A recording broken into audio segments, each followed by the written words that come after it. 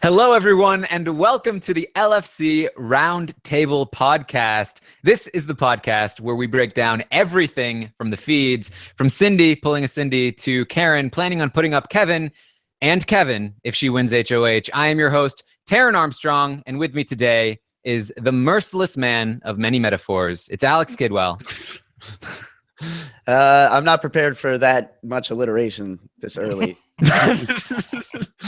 I know it's 4 p.m. where you are, but it's 1 p.m. where I am. That's early in my book, I guess. I don't know. Yeah, this is our violin, and I'm playing it right now. Yes. Also with me today is the my persistently passionate pal, Brent Walgamont. Brent, how you doing? I call shade. Sorry, no, I'm on the wrong podcast. That's a RuPaul's thing. I'm just kidding. But I do call shade when I talk to Taryn Armstrong all the time because usually he's wrong about everything, just like today. Oh yeah.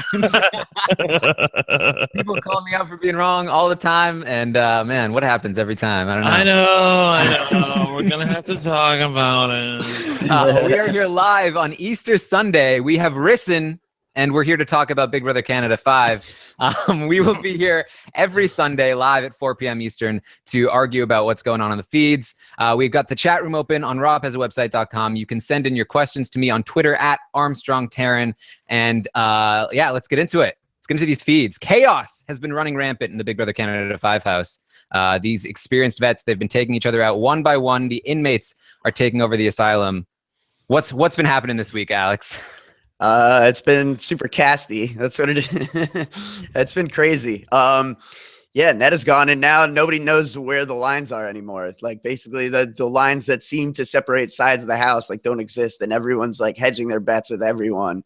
And it's created a lot of just like uncertainty and confusion both in the house and outside of the house as to what's happening. The fact that Dylan has one head of household, which, you know, we hadn't talked about since Thursday. One head of household. He struck a deal at Final Four, and it seemed like Big Brother didn't even want to allow the deal. Like they were trying to find a way to like make them continue, but they were finally like, they're not going to continue. They're all over it. They're going to let Dylan win, and it's crazy because Kevin, Bruno, Dre, William all threw it to Dylan, and then within hours they're all feeling like they need to scramble to like protect themselves, and it's like you could have beaten this guy. Like it's not that they necessarily felt like Dylan was an enemy, but Dylan is stupid. Like Dylan doesn't know what he's doing in this game. He can't be trusted because he doesn't understand what's right for him. And that, as we saw with Cindy, is probably the most dangerous ally you can have. Yeah, I mean, this is kind of like a rookie move here to believe somebody in an endurance competition when they tell you that they're not going to put you up.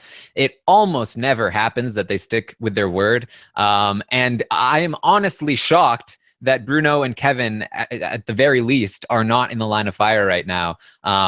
Brent, what's been going on with the nominations and everything? Well, just to go back for Bruno and Kevin, I understand sort of where they're coming from, but they really underestimated Dylan's anger. I don't think they really took that seriously very much. We talked about this last week. I'm going to be wrong about many things in this podcast, so I'm going to like hold on to the one thing that I was right about when I say that Dylan really resents the fact that, and it's sort of an irrational resentment, but he resents the fact that Kevin never used the veto on him or his girl. Basically, he was the one who kept them on the block, his words. And I feel like that Kevin and Bruno, especially Kevin, really should be in a lot more danger than what apparently he's going to be, although things can still change. As far as nominations go, Dylan, like I said, told all of these 4 people, you're safe. And by the way, William, even though he was included in on the deal, he got a safety card. There were some prizes scattered throughout the house, throughout this competition, where you could step away from your buzzer and try to get one. So William got the safety card, so he's not even eligible to be put up.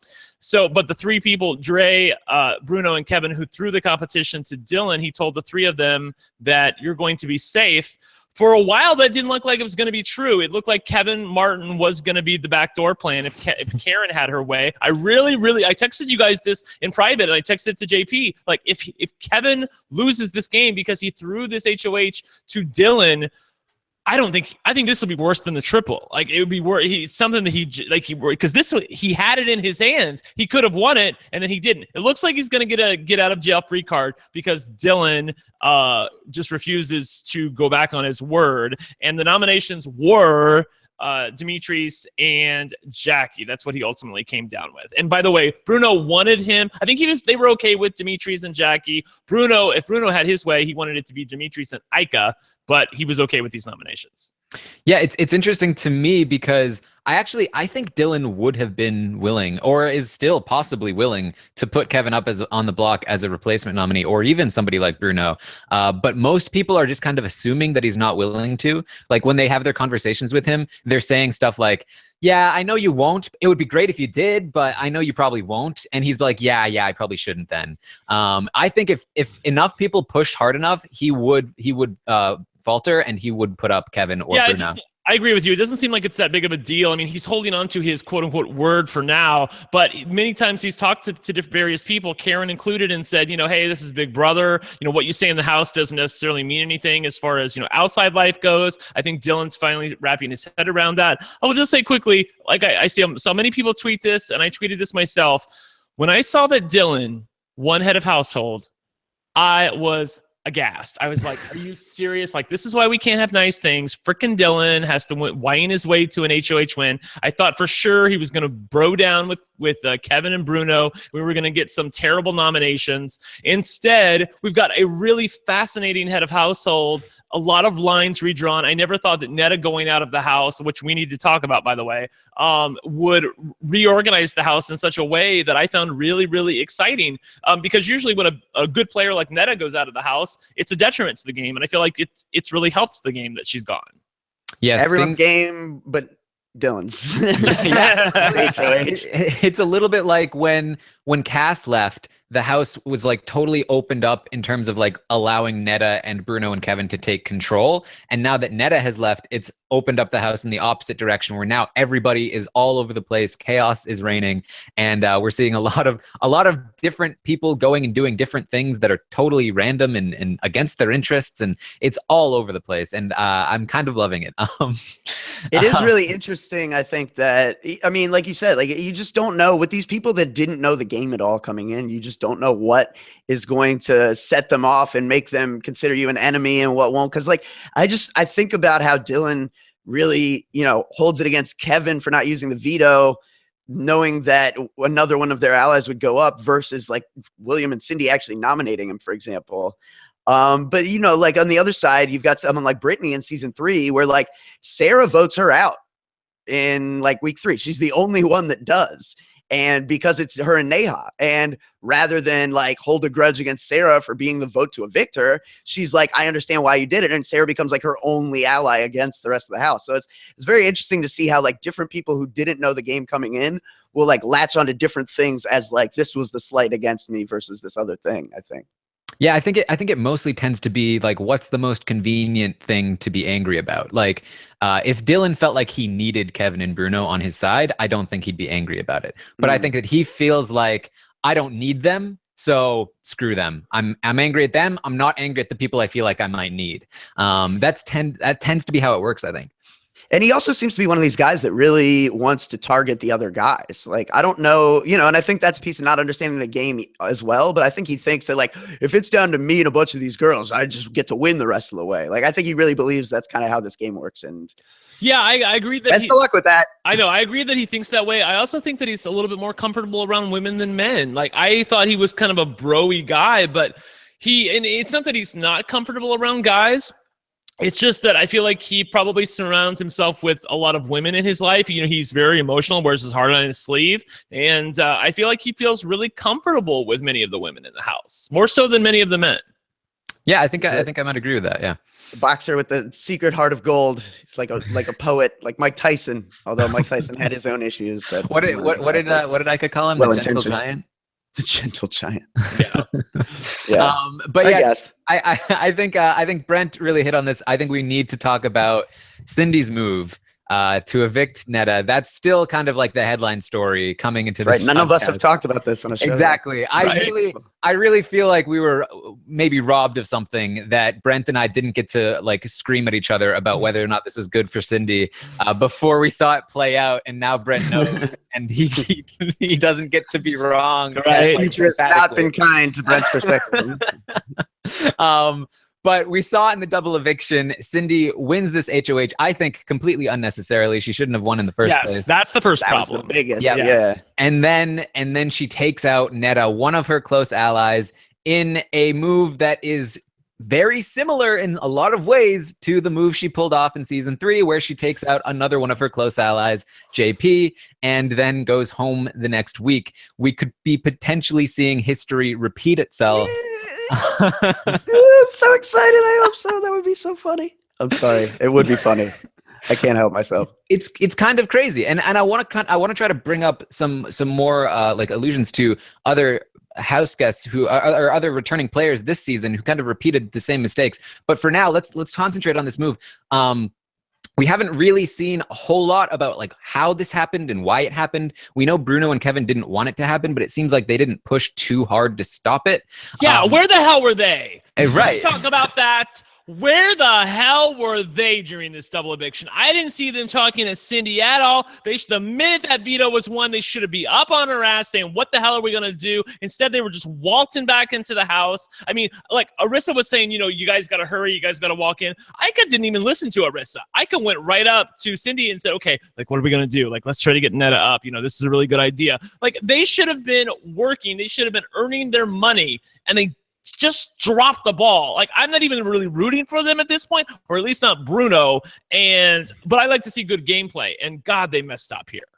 Yeah, Cindy mentioned that she really genuinely, I mean, she could be lying, but she said that she genuinely didn't know what she was going to do right up until the moment she did it. And that means that she was really on the fence. And Bruno and Kevin pushing really hard in the opposite direction, like somebody other than Netta pleading for Netta's life, I think that would have made the difference. Yes, if they would have said to her, like, look, like, Cindy, if you do this, our game is over. You cannot do this. You're putting us in a terrible position by doing this. Let Netta and Ika continue to fight it out at the very least, or put Ika on the block. If you won't put Ika on the block, at least let their battle continue. Again, there's so many fingers to point in bad directions here. Cindy for winning HOH, Cindy for putting Netta up, Bruno and Kevin for not talking to Cindy and making sure that they had a mouth in her ear, so to speak. Sorry, that's a terrible analogy. But, talking to her, they just talk. Where were they? Yeah, and that moment in the pantry there where, I mean, it seems like, it all goes down where Netta's pleading like, Cindy, don't do this. Like, and there's that whole moment between Ika and Netta and Cindy. Like, so if people do start to trickle in, and that's the problem. Like, Netta doesn't really get any like alone time with Cindy, but then also, Bruno is there. Like, Bruno's in that room and he doesn't say anything. He doesn't want to stick his neck out. And then conversely, like, where the hell is Kevin? He's not in that room. They were talking about it later. Like, were you what happened in there? Like, where were you, Kevin? What were you doing? Were you all making out with William? Get your shit together, man. This is a double eviction. Like, where was this kid? Right. That's what I don't understand. I'm looking forward to seeing the show tomorrow night so we can like get more. I mean, that's the thing that really like the episodes bring a lot, where it's like, you're not going to see what happened on the double eviction on feeds. We really need the episode to like color some of this in, I think. Yeah, I feel like the double evictions, they require a different set of skills than most of the rest of the game, because it's so high pressure and with limited amount of time. You need to be able to quickly make a case without getting too emotional, because that might, put a target on yourself. And I feel like, Ika certainly wasn't able to do it without getting too emotional, but Ika was able to really get in there, get aggressive, and make what she wanted to happen, even though that she wasn't the HOH. And I mean, I think we have to applaud Ika for getting this done. She got it done, man. She got it done. She dragged Cindy to that conclusion. Like, come on, do it. But she did it. I mean, you saw even Cindy, like, she's got her hands on her face, and she's like, I don't know. I don't know. I can't make a decision. Arissa's like, you can and you will, and everyone's like, yeah.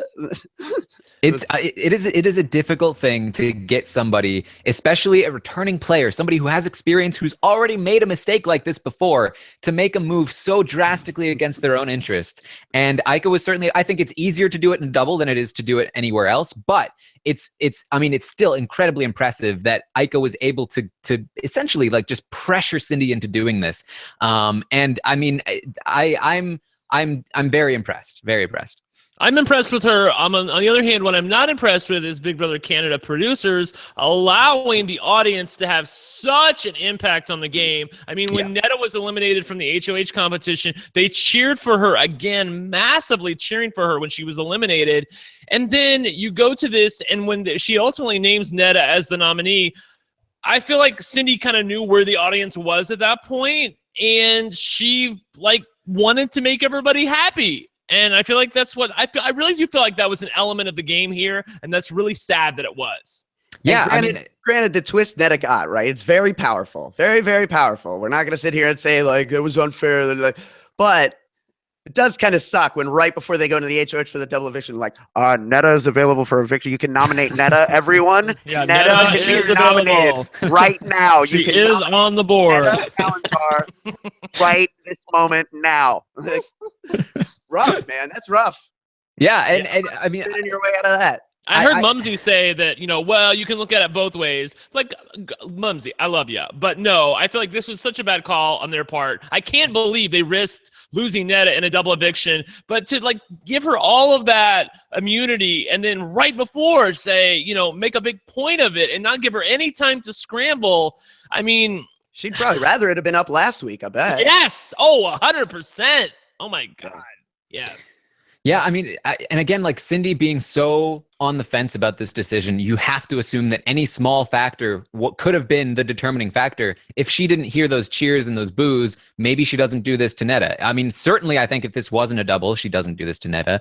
I think there were a lot of factors that played into this perfect storm of just Netta gone in an instant. And I mean, it certainly made for one of the more exciting and crazy double evictions we've probably seen on Big Brother Canada. But I do think we have missed something in that we never really got to see Netta play this game again under normal circumstances. You know what I'm saying? I will push back on that a little bit, actually, because we got to see her win an HOH. We got to see her win a veto. I feel like we got to see her social game.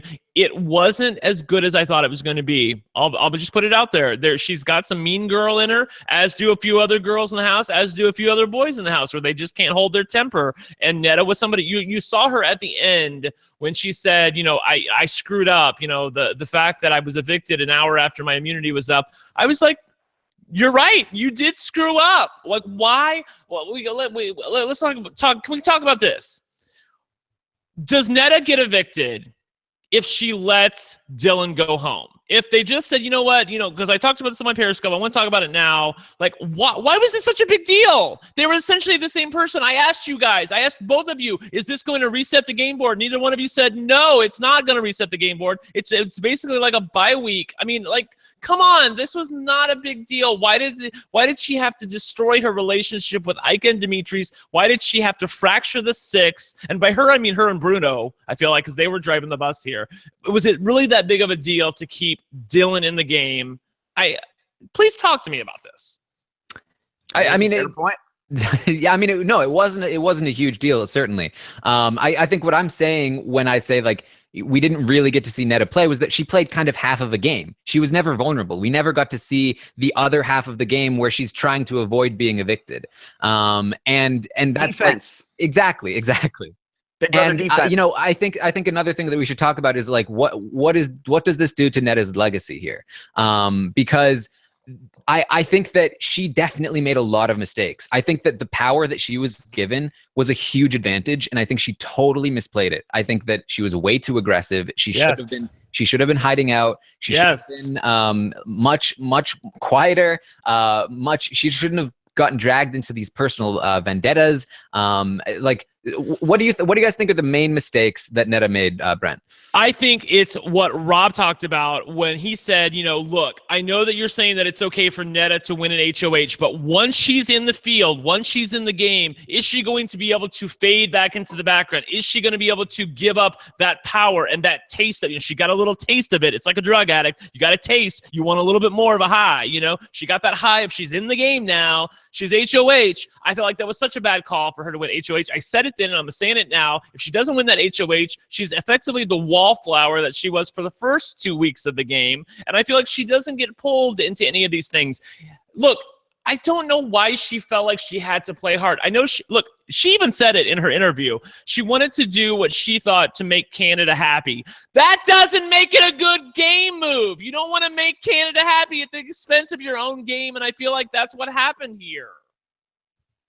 Yeah, I mean, okay, so for me, I feel like the main mistakes come down to she played too aggressively. And we saw, as you said, before she came into the game, she talked about how she was probably going to play more aggressively. And I think getting the immunity enabled her to play even more aggressively. And I think you're right that Rob pointed out she got the taste of it. She couldn't let it go. And she really, really needed to. And certainly the backwards week didn't help her, but she really needed to lay off even more so because of that. And she didn't. And I think that was a huge failing. And then I think the second part is that she failed to connect to some of the new players and the more irrational players in the house, especially Ika. I think that Ika was her downfall. I think if she comes into this game without the relationship with Ika, she's probably in a better position because she trusted Ika too much and then not enough and then didn't handle her right. She just never could find the right balance with Ika. She wrote Ika off. Like in that interaction she had with Ika where they were, it said the Ika Netta fight. We called it the fight on Twitter, but it wasn't really a fight like Melissa pointed out. And they were very strong to each other. But I felt like Netta was writing Ika off. Like, well, because she was so sure of herself. Like, well, we're just going to evict Ika. Like, I just get her out of the house. I'm like, bitch, she's still in the game. And not only that, she's in a showman's. She's got followers. Like, you are in trouble here if you're just writing Ika off. And of course, probably one of the worst case scenarios happens. You don't think it's really worst case, so she lets her guard down. Once she sees Cindy wins HOH, she feels like she's safe. And then I feel like she sort of quickly gets up to speed that, oh my God, like I might be in danger here. And then she misplays her hand. Nobody helps her out and she's out of the house. I agree with you, Taryn. It's a really weird set of circumstances that led to her eviction. I feel like if any one of those things is out of there, I feel like she's okay. But you got to expect, they knew a double eviction was coming. She knew that there was a good possibility she was going to be vulnerable in the double. The house guests were all talking about it. Like, remember I said on the podcast, like they're all talking like she's vulnerable. And I'm like, they must know something I don't, because from all I've heard, she's still immune. So it's unfortunate, but she did make too many mistakes, and they all are totally prevalent. I can point to each one of them and say, this is what you did wrong. This is what you did wrong. This is the person you pissed off, and this is why you're out of the house. I think between the way they each played on Big Brother Canada 2 and the fact that they're very close, like outside of the game, they both are like in Toronto. I think that did create like overconfidence on Netta's part and her ability to rein Ika in, thinking that like I know Ika's crazy and I know Ika's erratic and stuff, but I know how to, like, what buttons to push to make Ika not, go nuts on me. And I think that was a mistake. And I also think that, in the early weeks, I felt like there was a lot of times we saw Ika saying, things that, maybe like, I mean, there was times that Ika said, things about like, well, screw the alliance or screw whatever. And Netta in week 1 or week 2 would just kind of like roll her eyes and either say nothing or be a lot more patient and try to really rein her in. I do feel like because of the, the nature of the twist, because she never really had to think about her own safety at all. As the weeks went on, she did become a lot more just open with her, like, just sass, I think, in general, and just like a willingness to talk back to people where normally like they'll be petty, but Netta will hold her tongue. And I think the problem is, like, if you're going to go down to Ika's level, she's going to beat you with experience every single time, man. Like, that's Ika's game. That's her home turf for sure. So it's a problem. Yeah, I just feel like Ika was her blind spot this season. She thought that she thought that was a relationship that she had, and she held on to that idea for far too long when it was very obvious at that point that Ika was totally lost to her. And I mean, again, to be fair, like Ika was going back and forth and genuinely changing her mind constantly, but Netta needed to realize that, and she needed to realize that the relationship that she had with her outside of the house did not matter, and that Ika would be coming from her. Netta and Bruno needed to realize that the moves that they were making were not benefiting Ika and Dimitris. That's the thing I keep going back to. Like, how can you say that you're in an alliance with somebody and constantly make the moves that are only benefiting you and not somebody else? And that's fine. Like, there are people like Derek who've been able to make moves that, benefit him and don't necessarily benefit other people, but he tricks them into thinking, oh, this is good for you. This is a good good move for you. But they were never able to do that with Ika and Demetrius. And in fact, I don't really feel like they put in a lot of effort. I just felt like they said, well, this is for the alliance. I also do feel like a better player like Derek, and I you know, my Big Brother 16 is weaker than most. I feel like that he would have and did. He was okay with losing a battle here and there. Like, he was okay. Okay, I know where the war is going here, but I'm okay letting go of Zach at this point. You know, I'm okay of this happening. I don't necessarily need to make myself 100% happy 100% of the time. Do you co-sign that or do you not? For the most part, yeah. I mean, I think that Derek never really experienced a situation where he was unable to get what he wanted. So he was never really like, okay, I'll just let this thing, like this disastrous thing happen. I guess I think the biggest example would be that he wasn't able to get Donnie gone as nearly as early as he wanted, but he was able to keep his cool about it and not push too hard. And it's interesting because I think Derek is the example for Netta's season 2 experience as well, where like Derek was the one who was able to get his closest ally to take him over the goat, and Netta failed in that circumstance. And now we're again pointing to a circumstance where, you know, if this was Derek, I do feel like Derek had the ability to talk with his allies and make them think that they came up with the idea that whatever they were doing was in their best interests, and that's what kept them in line. And Netta wasn't able to do that with Ika. Would Derek have been able to do it with Ika?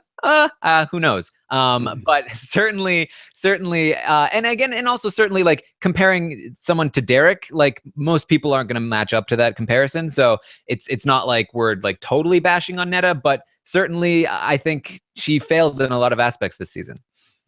I feel like that Derek would have like never included Ika in the alliance to begin with. Like, she's too much of a wild card. She's too headstrong. She's got her own agenda, and that agenda doesn't involve making Derek Lavasser happy. And so I feel like, you know, here I feel like that was a bad call. I know she had a previous relationship with Netta, but, and you know, I know when did that first? I guess it came together right after Demetrius won head of household. So I guess I understand why they made that 6, but. You know, anything with Ika is always going to be combustible, and they knew that. They knew how she was on her season, and even for the first week of this season, she was getting into fights with Cindy. Like, you know, you saw her on the when we did see her on the feeds, and they showed parts of it on the episode. Ika was still the same old Ika, and I don't understand why you'd really want to like include that person in a set alliance. Yeah, I mean, if one of these new players wins this season, we're just going to have to look at the way these vets just couldn't manage each other's, couldn't keep their own egos in check. I mean, this was all laid out on a golden platter for one of them to win this game. Like, they had it all set up, and nobody was really mounting any kind of measurable opposition, and they just couldn't. These personalities were just clashing too often and too heavily for them to maintain what was to the end game. Yeah, so what I want to like quickly discuss is like, what does this do to Netta's legacy? Do we think that this, like, what we saw from this season means that we were maybe mistaken about her previous performance, and that maybe she's not as good of a player as we thought she was? Or was this such a weird circumstance with relationships that she was maybe blind to? Maybe she's not quite as good as we thought she was, but she's still mostly as good as we thought she was. Like, how does this affect how we see Netta as a player? I know we ranked her as the #1 Big Brother Canada player of all time. Is that going to change? Alex, what do you think? I mean, technically, I put Kevin ahead of her, and Kevin has outlasted her, so maybe I'm right.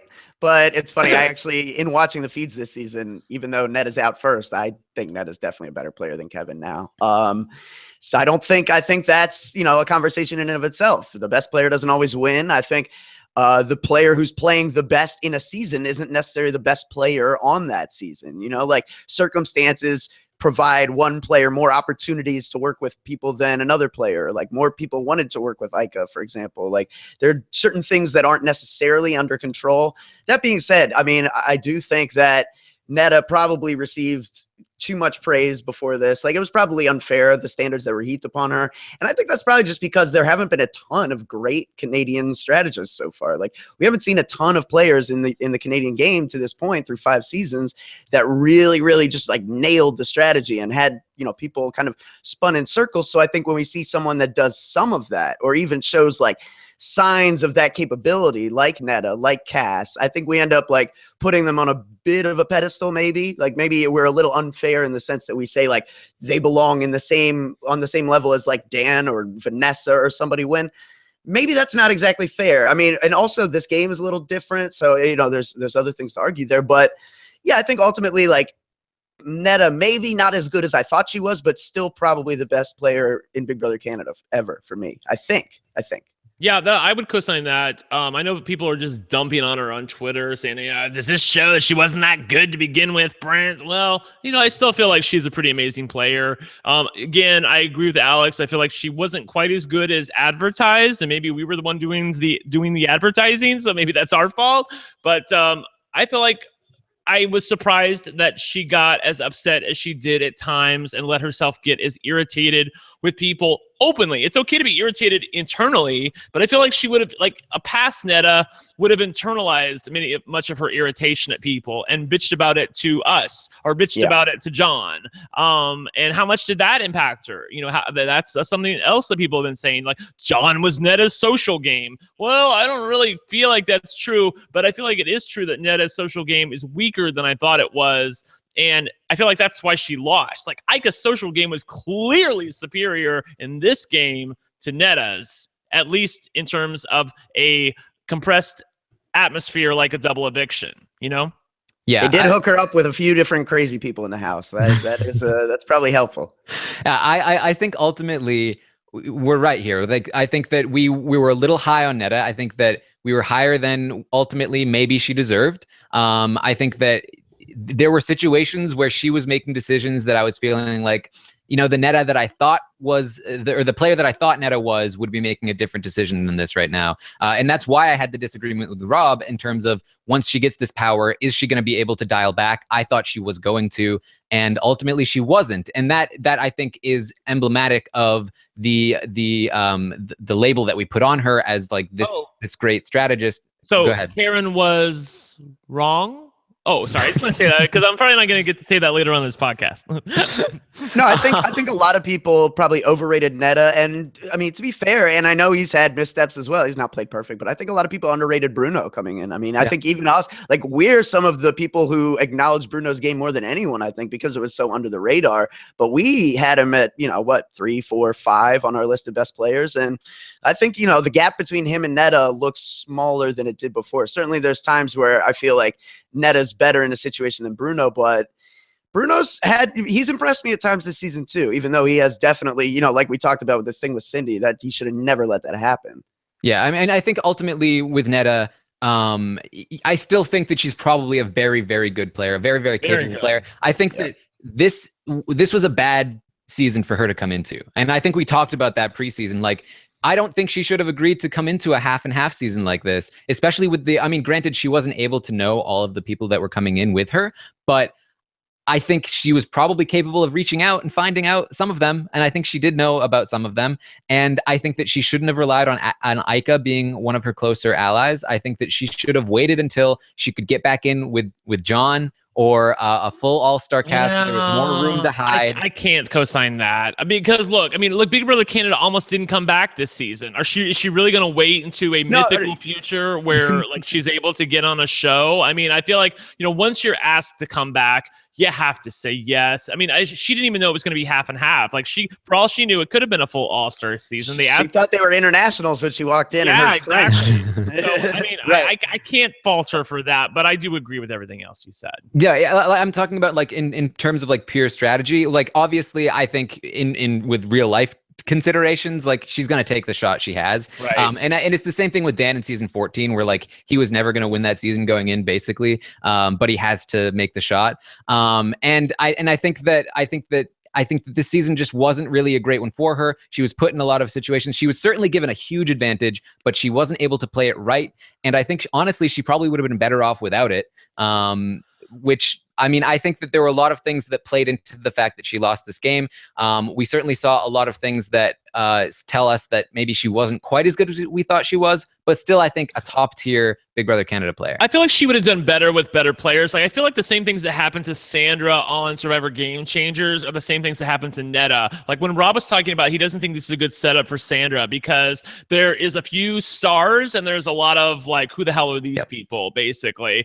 And you're obviously, it's better if it's like Sandra and, oh my God, here's, Richard Hatch and here's Ethan Zahn and, here's Rob, I was going to say Rob Sesternino, Rob Mariano. And, here's all these amazing people that you've come to love. Here's Parvati. Like, I feel like this season would have been so much better for Netta. It would have been such a much better setup. It was like, here's Emmett Boyce and, here's John Party and Sarah Hanlon. And, if she's just one of the many, but instead she was like number 1 or number 2 coming into the house where it was like, she's the star of the season. She's the people that everyone wants to see. And that's never a good setup for anybody.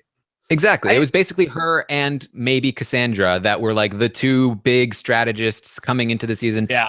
And certainly Kevin was overrated by the edit, but no, I don't think a lot of people were super concerned about Kevin in terms of that. And so she was like one of the few people up there, and that's why she needed to lay low so much.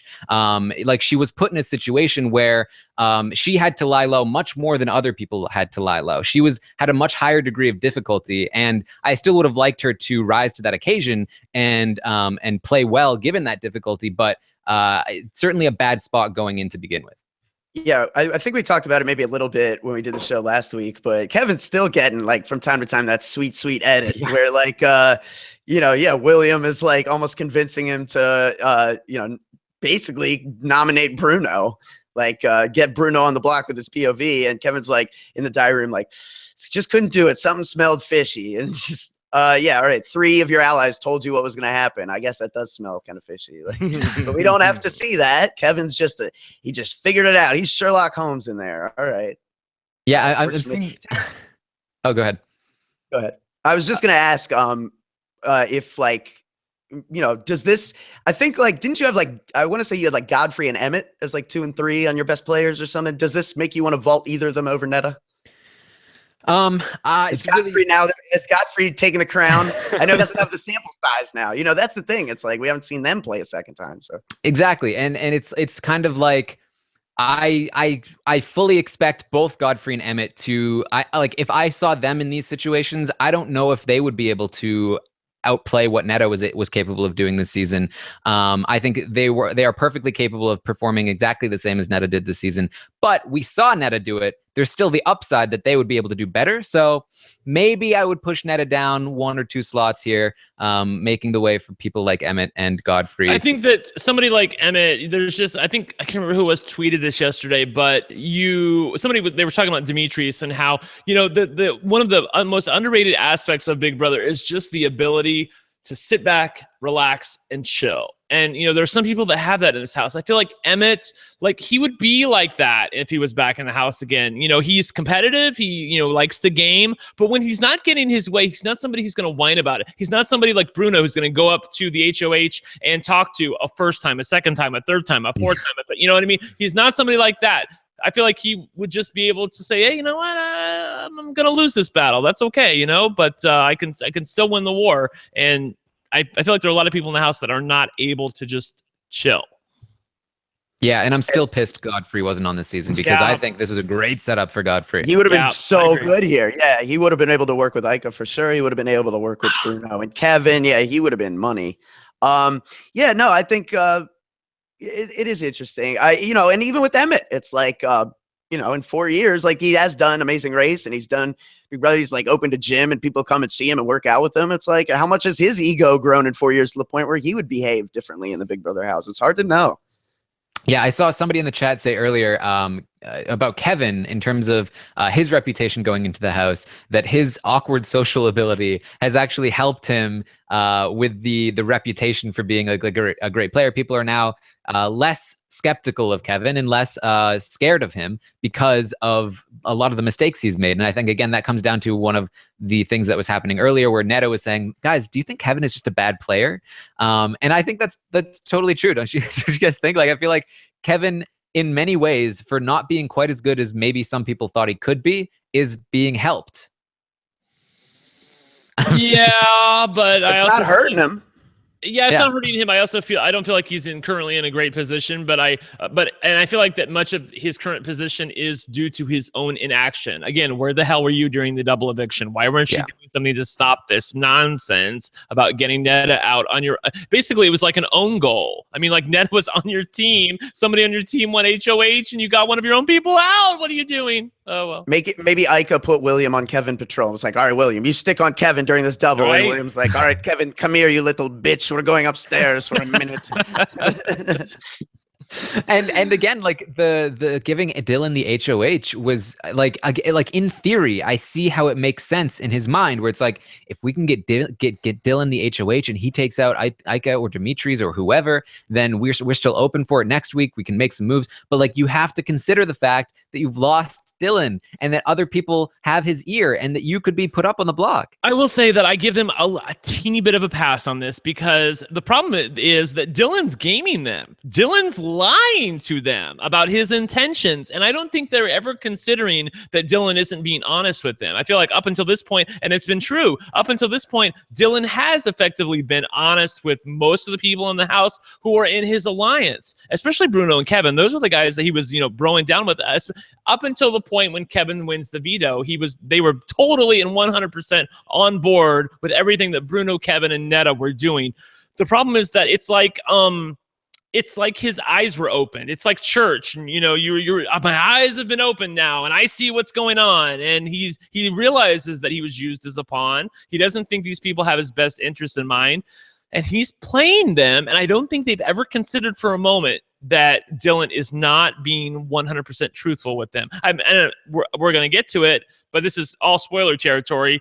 Now that Dimitri's has won the veto, Dylan talking to Bruno, I think Bruno was kind of stunned that after what he had been told previously, which was that Dylan was okay with putting up Ika as the replacement nominee.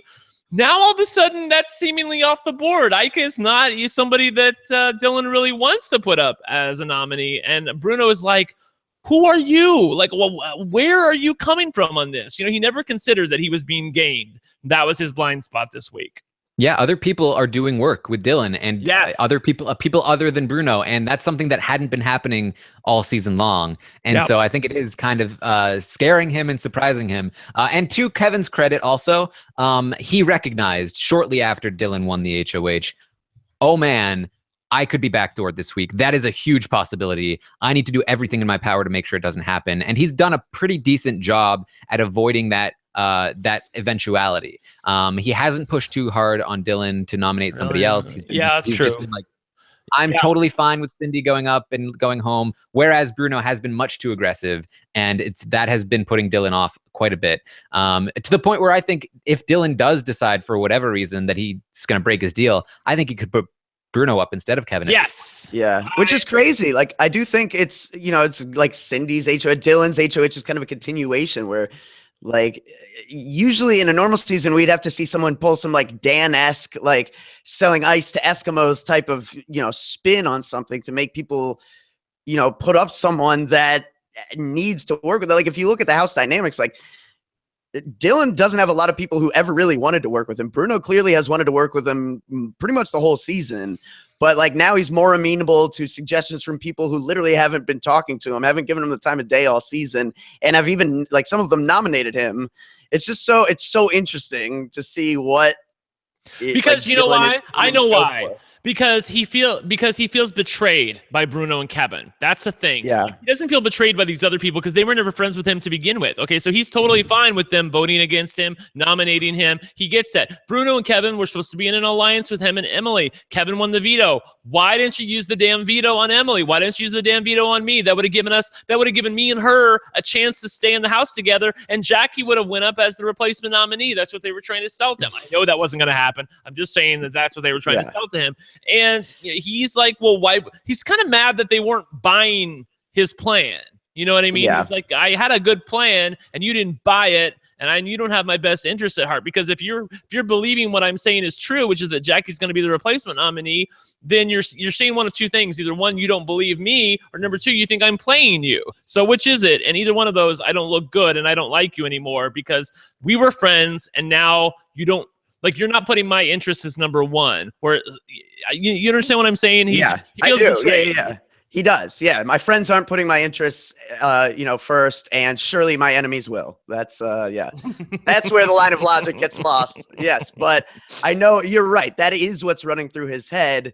What he doesn't seem to realize is, like, that doesn't mean Dre and William and anybody else is going to want to take him any further. Like, I think the people that ever want to work with you should probably come before the people that never wanted to work with you. But it's, he doesn't know what he's doing in there. He's a bull in a china shop. He's lashing out right now. I feel like he's just a little bit annoyed with the house. But on the other hand, even though he might be making a move that's less than par here by potentially nominating Cindy, I feel like that no one is going to come after him. Like, I don't feel like Dylan's going to go home anytime soon. Do you?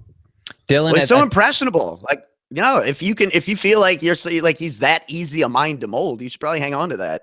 Yeah, Dylan at this point, I think, has become somebody that is going to be here for a while, unless there's a weird week where he just is expendable and goes out. Right. Because he's used this HOH well, in the sense that he's positioning himself well moving forward. I don't think he's going to be able to win the game with this perception, but he's giving people the perception that, yeah, I'm basically like, who's telling me what to do? You're making the best case? Okay, I'll listen to you. Oh, you're making this case? Okay, yeah, I mean, I'll consider that for sure. He's basically letting other people control what he's doing, and that's a great perception to have if you want to last longer in the game. And of all people that have the most amount of control on Dylan right now, it is Karen. Karen is running Dylan's show. Crazy. This week is so crazy. Like, what happened? Like, Netta leaves and it's backwards week for real, and Karen is puppet mastering some things. He's a little bit of a mama's boy. He really is. I feel like he's like the it's like the hand that rocks the cradle kind of thing, where he's just like, he's willing to listen to Karen. And again, Kevin Martin should be in severe danger here, because Dylan is mad at him and Kevin Karen Martin hates him. That freaking Kevin Martin. Yes, He's exactly. Such a scumbag. So I feel like Kevin's dodging a severe bullet here by not being nominated, and he still could be. Things could change overnight. But I'm convinced at this point that it's probably going to be, because Dimitri's won the veto. I'm convinced at this point that somehow, some way, and I still want you guys to explain it to me, because I work Fridays and Saturday and I missed a few feeds and I've tried to catch up, but I still don't understand. Why is Ica so on board with getting Cindy out? I mean, I know they're a trio, but why not one of these two people? Why not one of Bruno or Kevin? Oh, first, I want to name Dylan and Karen's alliance, Mommy Dearest. I feel like okay.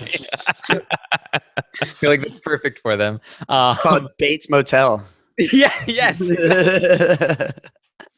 Oh man. Oh, and no one talked about this, but what about Dylan in the POV during the double eviction? Like, that's another reason to keep the guy. Big guys are comp beasts. No, big guys can't even fit inside the box that they need to navigate to get out of the competition.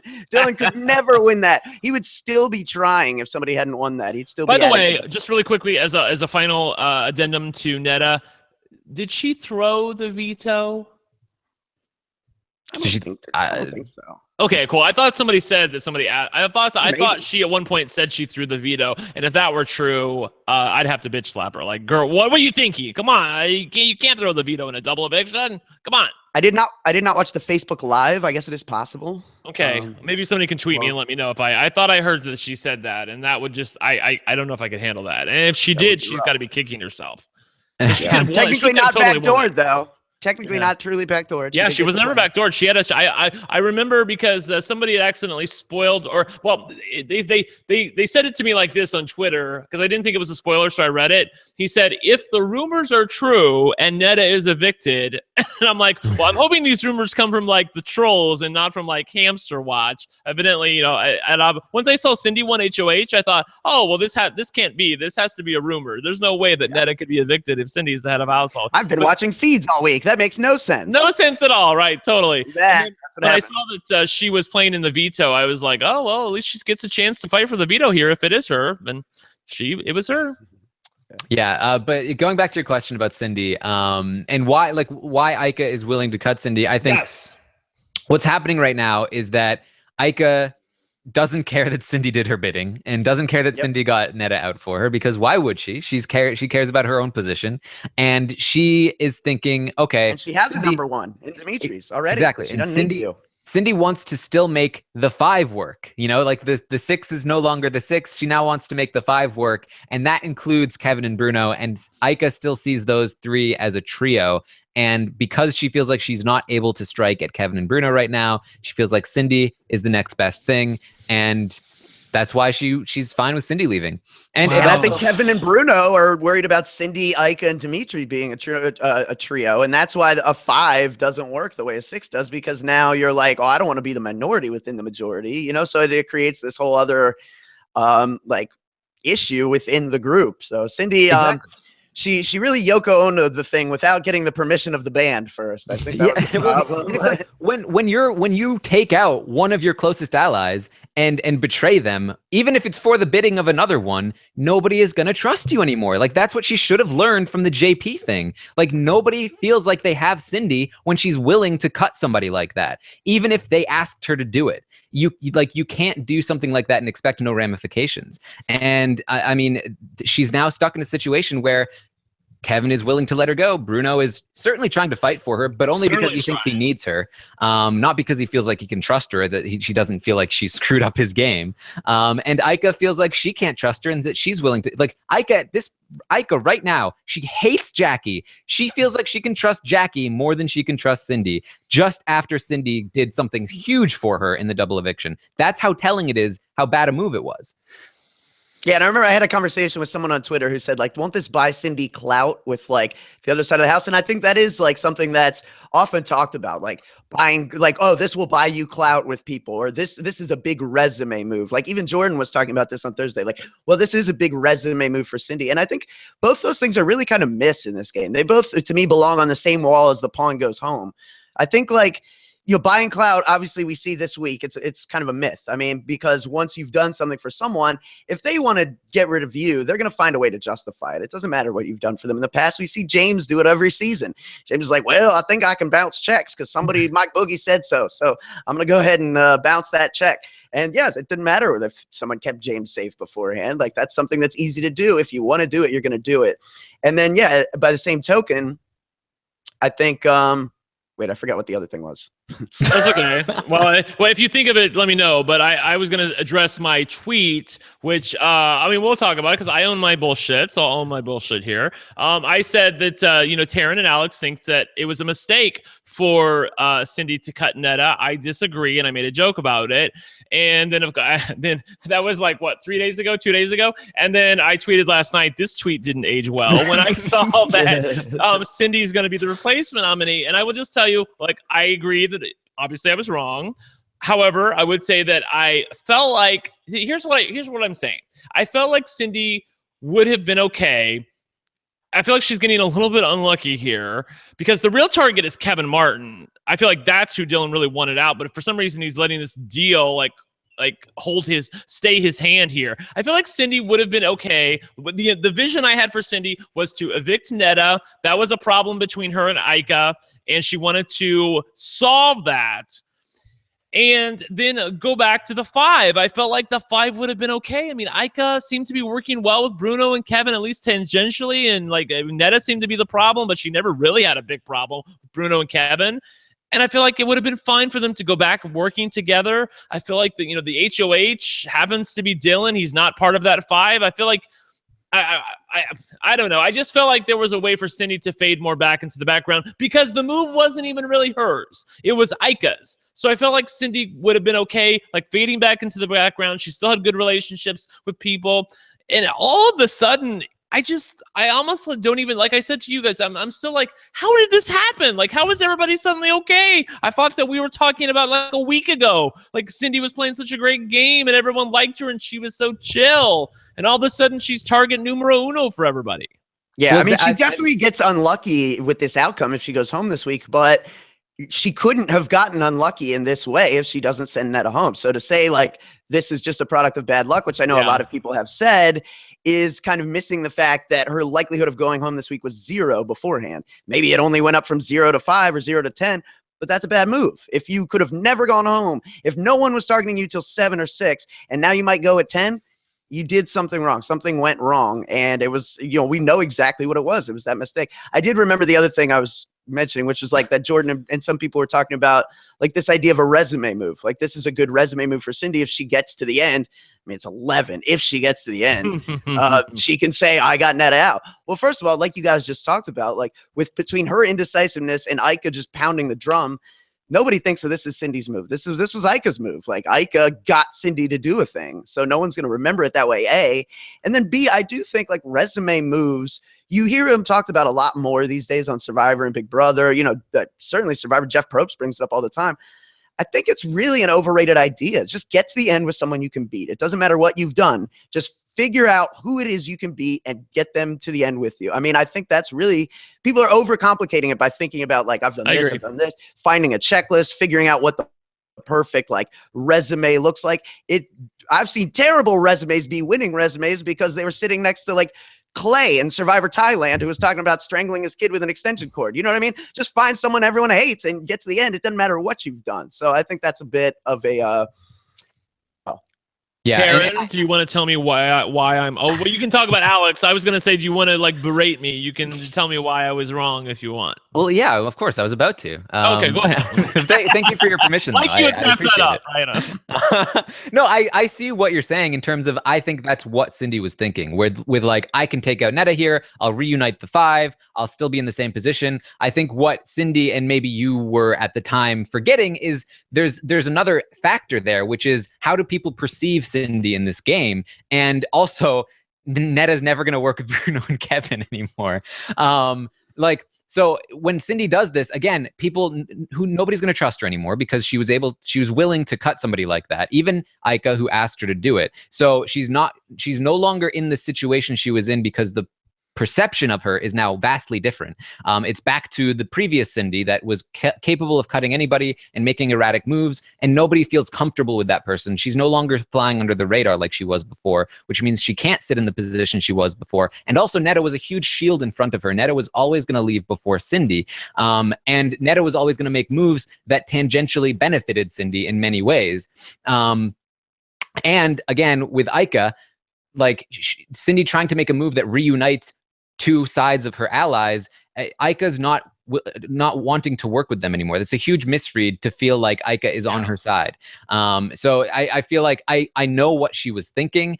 And I think that if she had more time, she would have reconsidered and she would have realized this is a really bad move for me. But it was a moment where she was in a great spot. We were talking about Cindy could win this season, and now we're talking about Cindy is probably going home this week. And I think the exact same spot that she did on her season after she made a big move, got somebody who was effectively on her team out, who would have probably never evicted her, and then she goes home the next week. I think it's really a bad sense of karma for her. I look at the world of the game where Kevin wins that HOH and not her, because remember it was a tie break and it was like, I think the answer was like 140 and Kevin put like 190 and Cindy put freaking 22 and somehow she wins. Like Kevin was berating himself because he's like, why didn't I wanted to put 50 less and I didn't do it and he could have won. To me, she didn't even like. Have we gotten even confirmation on this? Did she want to win that? Was she trying to throw it, or did she not address that? If she gets evicted, her eviction interview, I want to know like what was that answer? 22. Like that's really terrible. Like, were you trying to throw it there and you just were unsuccessful? And if that's her own stupidity on how to. Future note: if you're trying to throw it, throw over. Yeah. Write a number so big you have to spell it out. That's what you need to do. Yes. Yeah. There was talk that she was trying to throw it, and that she claimed that she was trying to write 220 and that she forgot the 0. Right. Oh, come on. Who knows how true that is? That was what she said. Exactly. That's what she said. Yeah. People say that sort of thing all the time in the house. It doesn't mean that they actually meant it. That Well, was remember when like Steve said he threw the double and we were all like, Yeah. no, you didn't, Steve, you liar. And then it's like, oh, he kind of did. Like it was all just a bunch of, like it's hard to know. And it's hard to, gotta wait till they get out and ask these hard hitting questions. All right. So one more thing I want to talk about before we get into questions, or two more things. Ica and Dimitris. I want to know, now that Ica has pulled off this move, Netta is out of the game. It really seems like the whole thing is opened up to Ica's domination, essentially. If she has the French connection, she has, Dylan is not taking her out at the moment. She's not being nominated as the replacement nominee. She has a lot of connections. Nobody's going after her in the immediate future, except for maybe Kevin and Bruno. What is it looking like for Ica and Dimitri moving forward in this game, and what do they have to do to get to the end, Alex? Well, I think it's good. I think the longer a showman stays intact, the more powerful it becomes. We see it every season. If people target the showmance right away, a lot of times it's mitigated, and that ends up being something that doesn't even really become a big factor in the story of the season. We're down to 10, and they now represent a fifth of the house. If somebody goes out, now they're, two more people go out, now they're a quarter of the house. Like, we're getting to a point where a showmance is really a powerful dynamic. I mean, so somebody's going to need to take a swing at some point, probably by 8 or 7 or 6, or they really could kind of like start to potentially run the table in a way. Ica really, like you said, I mean, she has groundwork laid with everyone in the house better than anyone, in the sense that there's no one who really is adamantly opposed to working with her. She's like managed to really like play both sides of things and not get her spot blown up, in the sense that, Bruno and people have tried to out the idea of the alliance, but she kind of mitigated that by, outing it first. She was the first one to kind of blow up that thing ahead of even the double. She was telling Dre about the 6. So I think that helped, really curb a lot of the potential damage that could have been done by people revealing the way she's been scurrying back and forth.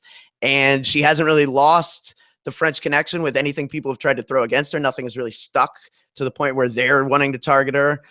So yeah, I think, I could see a scenario where if she's up against Dimitri's, I feel like people might take the shot at Ica just because she seems more dangerous. She is the returning player. She's a lot more socially capable. But one of the two of them, I think at this point, is probably like almost, good to pencil in for Final 5 or something. It's going to be very hard for people to, it's rare you see a showmance go out in succession because, once you take out one, the threat of the duo is, definitely lessened. Yeah, one thing I will say. Oh, go ahead. Do you want to respond to him? Go ahead. Sorry. Well, you mentioned something that you said Ica has the French connection, and I think that if Ica does have the French connection, she's in a dominating position to run this game. Yeah. But does she have the French I was just going to say, that's exactly right, where he was going. Yeah, I don't think... Well, I meant she hasn't, like, burned the bridge. Like, they're not ready to say, I'm done with Ica after her scurrying around, which, like, given Dre's propensity for only wanting to work with real people who aren't being fake, the way Ica's, double dealt all season and still has Dre willing to work with her, I think is pretty impressive. That's Dre has been saying, like she doesn't like the fact that Ica's still playing the middle, that Ica has all these connections, and now she can see that Ica has all these connections. So she's like, well, I'll work for her. I'll work with her for now, or I'll trust her for now. So I agree with you that for the way the house stands right now, Ica's in a great position. On the other hand, Dimitri's was in a really bad position because Dre was saying behind Ica's back, and she was saying to the cameras, like, I want to get Dimitri's out here. I don't trust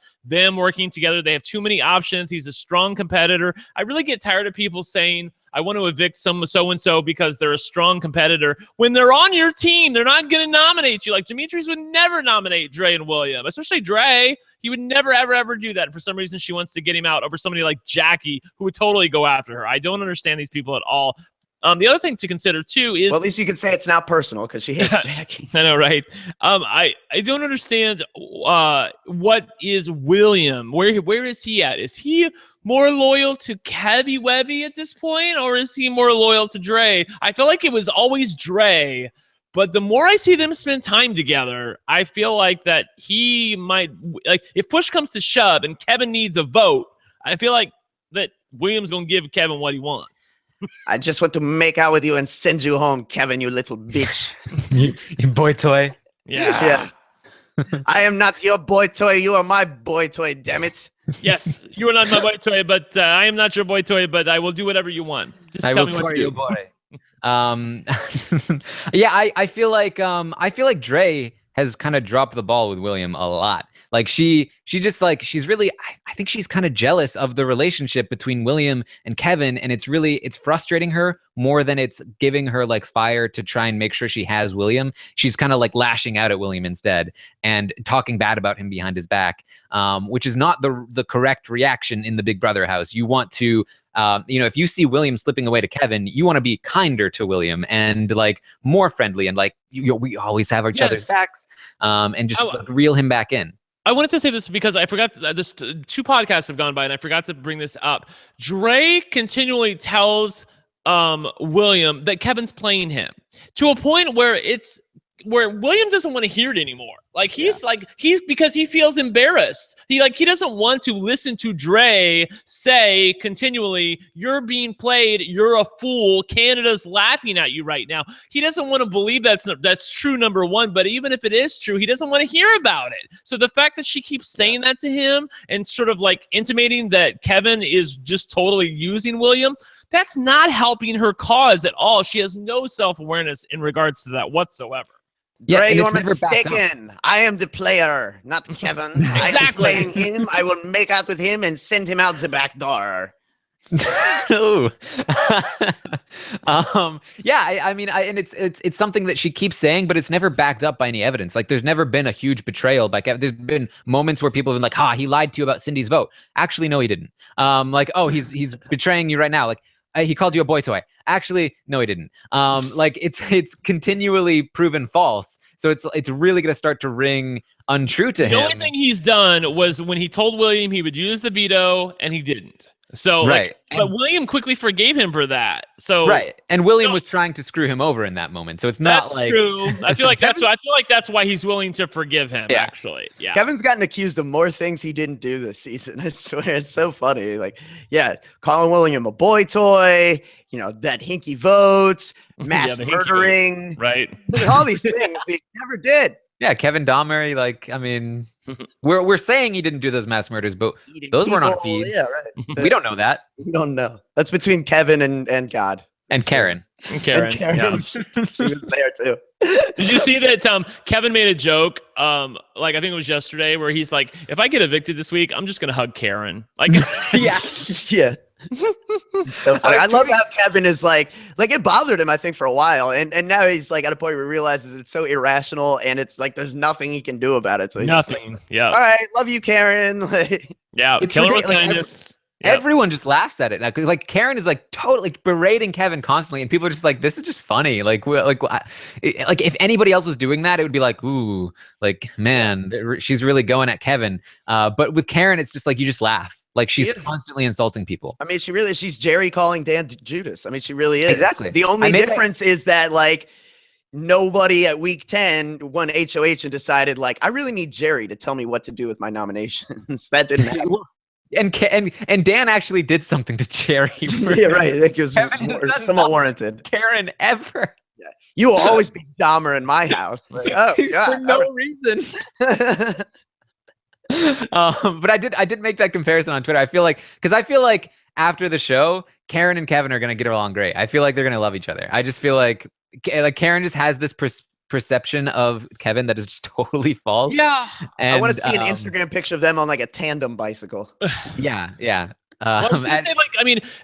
have to feel for Kevin because, he lost one of his allies last week, but, Cindy effectively putting up one of her own, and he still has to contend. Well, first of all, Dylan's mad at him, and, he may or may not really know how mad Dylan is at Kevin. But he also has to contend with crazy people like Karen. I mean, the fact that Kevin's done effectively nothing and he still has to contend with this person in the house that wants him out at all costs and doesn't hide it at all. I mean,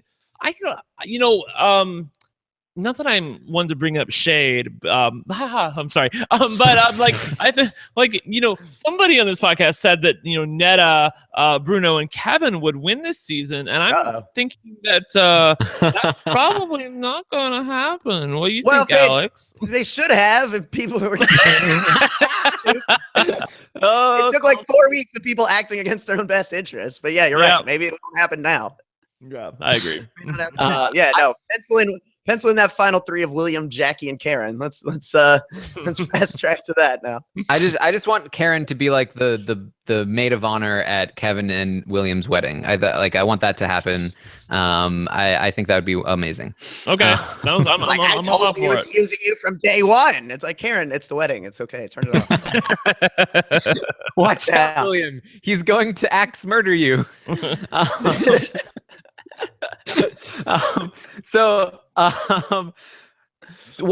thing I wanted to point out, this is something else I tweeted. Like, this is where I think we should be kind of annoying and point out that it's been a little while since we saw like a huge dramatic twist in Big Brother Canada season 5, and I'm loving the game that's happening when there aren't twists totally screwing everything up left and right. When do we think the next twist is coming to screw everything up?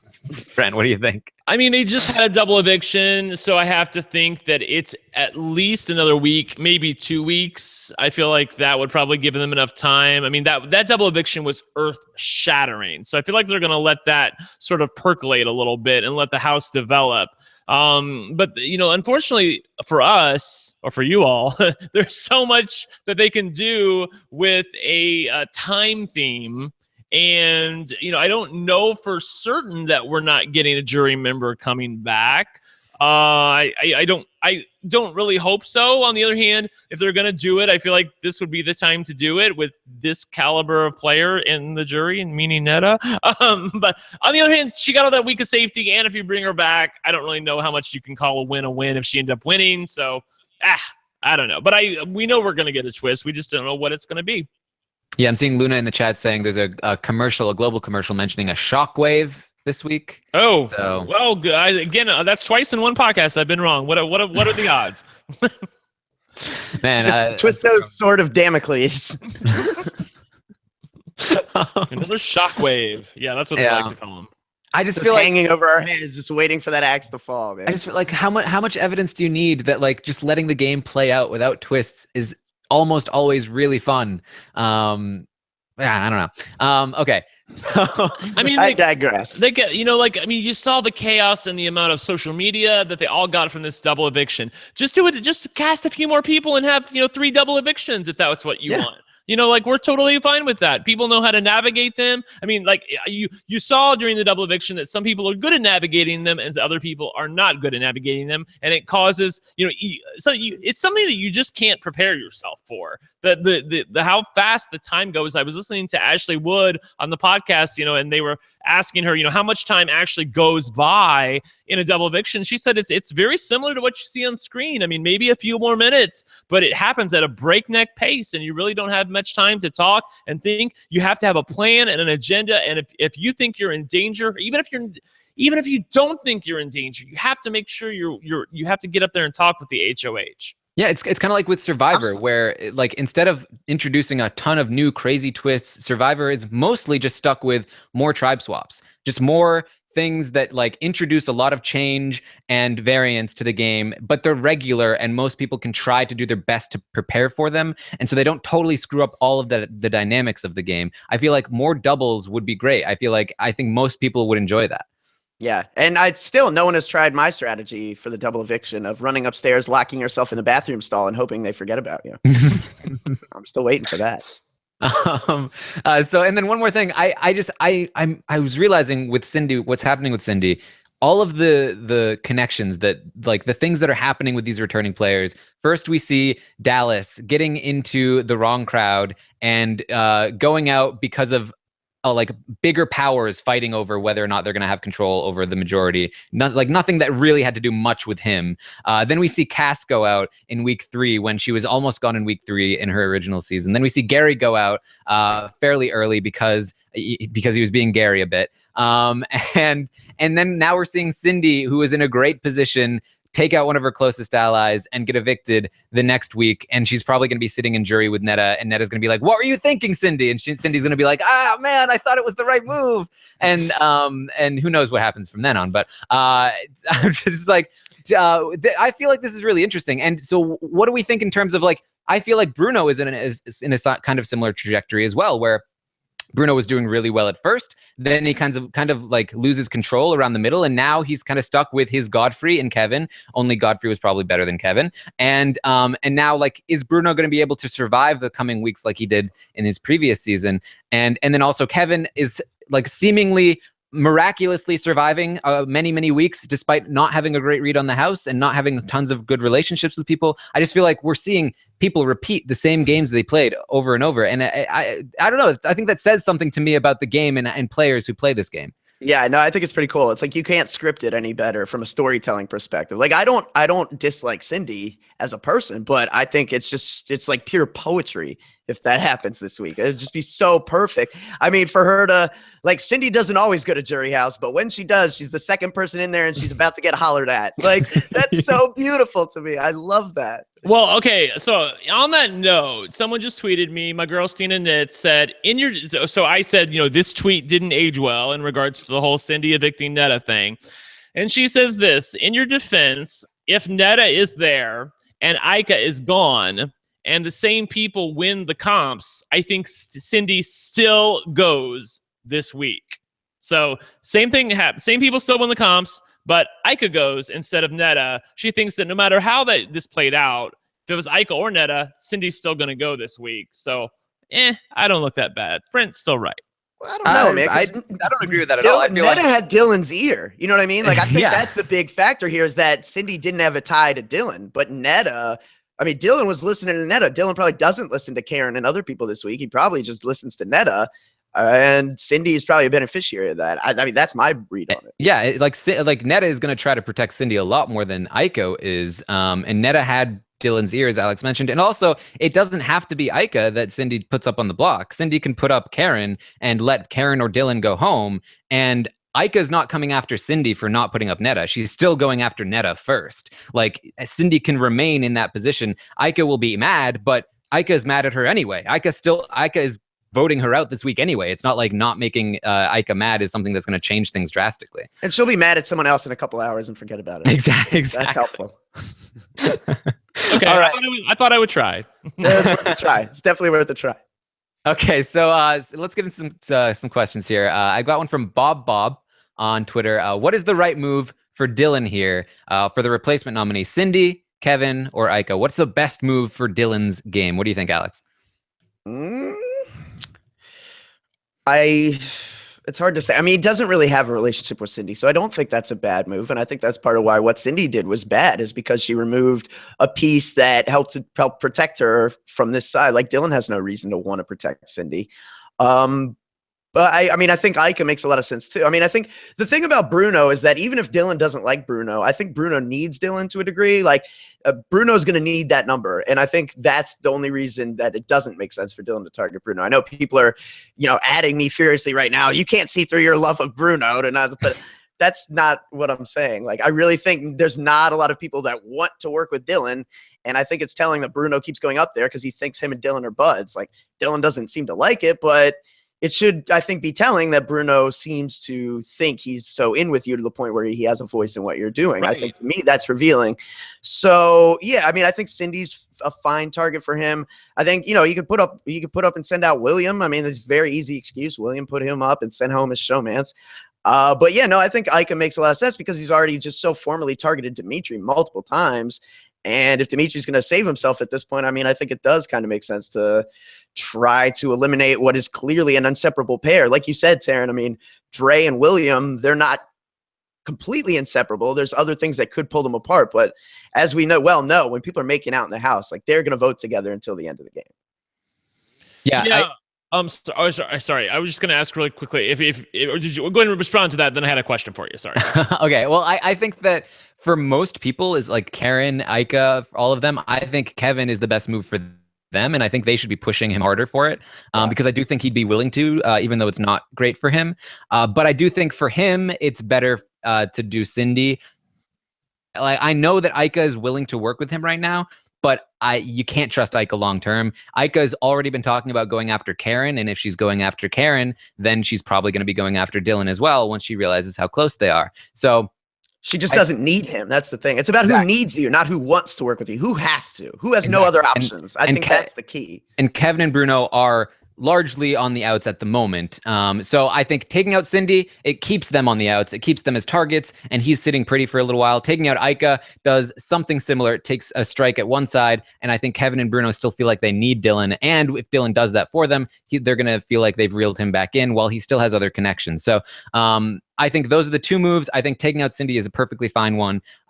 So I'm pretty content with what he's doing. So we didn't really discuss this too much. John Densford asks, he asks a question, and then I want to add something to it. He said, "What is the roadmap for Bruno and Kevin to still have a chance to win this game?" And on that topic, I want to ask you guys, because we haven't talked about it. I alluded to it earlier. I feel like Bruno's playing really bad. I feel like I feel like Bruno plays bad from behind. I feel like Bruno plays well when he's ahead, but when he's scrambling, he's not good at it. He loses his temper, and he sort of berates people and tries to like hammer it into their head. Like, why aren't you doing what I'm telling you? It's a little bit very intense. Yeah, very dad-esque. So let's talk about that. It's kind of like what I always thought, like what happens when Derek loses control, and I fear it's what Bruno does. He loses control, he loses his temper, he's not able to connect with people anymore. He's like the appeal of Bruno is how chill he is and how easily he slides in with the bros and with other people, and he reels you in and he makes you feel comfortable. But when he feels like his back is against the wall, he lashes out. And that's no good. That's no good in Big Brother. It's what cost him the game last time, along with a twist. But it certainly didn't help him with that twist. Go ahead. I was just gonna say, I think he's so frequently in a good position in both of his seasons. You know, he was in the majority alliance and really running the game for so long that we see him as someone who's very chill. So then it's very surprising when he becomes a very intense, like very outwardly aggressive individual when he feels like he needs to scramble. But I think, you know, it's easy to forget that this guy is like, he was a professional gamer. Like that's how he was introduced to us. And like, I mean, in my experience, like most professional gamers, very, very intensely competitive people. And like, that's the nature of a competitive person. Like when they're winning, like things are fine. They're going to be very even keeled because that's how things are supposed to be. They are supposed to be winning. But as soon as things shift and they're in a losing position, like, I'm not accustomed to this. All I do is win. I play games for a living. Like, so yeah, I think that does like put Bruno into a panic mode. And yeah, that's definitely a flaw of his game. And I do think this is an interesting question. So assuming Cindy leaves this week, what is Kevin and Bruno's roadmap to win this game? Because they are really in a tough spot here because Ica, Dimitri are coming after them. Karen coming after them. Even Jackie is certainly not going to protect them at the very least. I don't know if she's going to maybe still Dre. Dre could absolutely still be going after them. I mean, their best card right now is that they have William, maybe, and the Dre is kind of focused on Dimitri at the moment. But they are really playing from behind right now. What can they do? I personally think they need an HOH. They need to win an HOH and just completely try and change the structure of the house right now because they are really, really hurting. What do you think, Brent? Yeah, I'd agree with that. But you know, we always talk about how you can't ever count on an HOH. I mean, I guess but I've always said in the podcast, you have to win a comp sometime. You know, when your back's up against the wall, you have to pull one out, and they're certainly capable of it. They could have won this one, but they let it go by. And I wish one of you could please explain to me why they felt so willing to just give up the power this week to a guy who they basically screwed over last week. I don't, and especially a guy who's not even that good of a gamer, but let's look past that.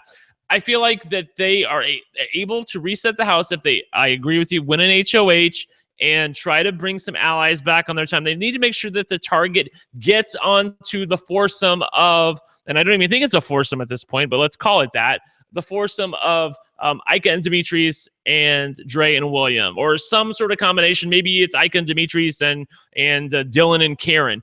That's their problem, that it's so sort of a blob over there of people, and they're all kind of working together and connected, and they don't really have much by themselves.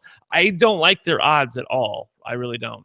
Yeah, no, I mean, what they really would, I mean, the dream scenario is Jackie winning, because they do say that's the one person that they seem to have good influence on, and that would allow them to then play again the next week, because I do feel like, right, this is the kind of spot where you need not only to win a competition and set yourself up with the ability to make some deals and solidify some things for the future, but maybe even win a couple in a row. Like it's a very, very tough position they're in because they're seen as threats. They're these two, big players that were almost untouchable the way Netta was, even though they didn't have the twist for the first part of this game. And then now, here they are.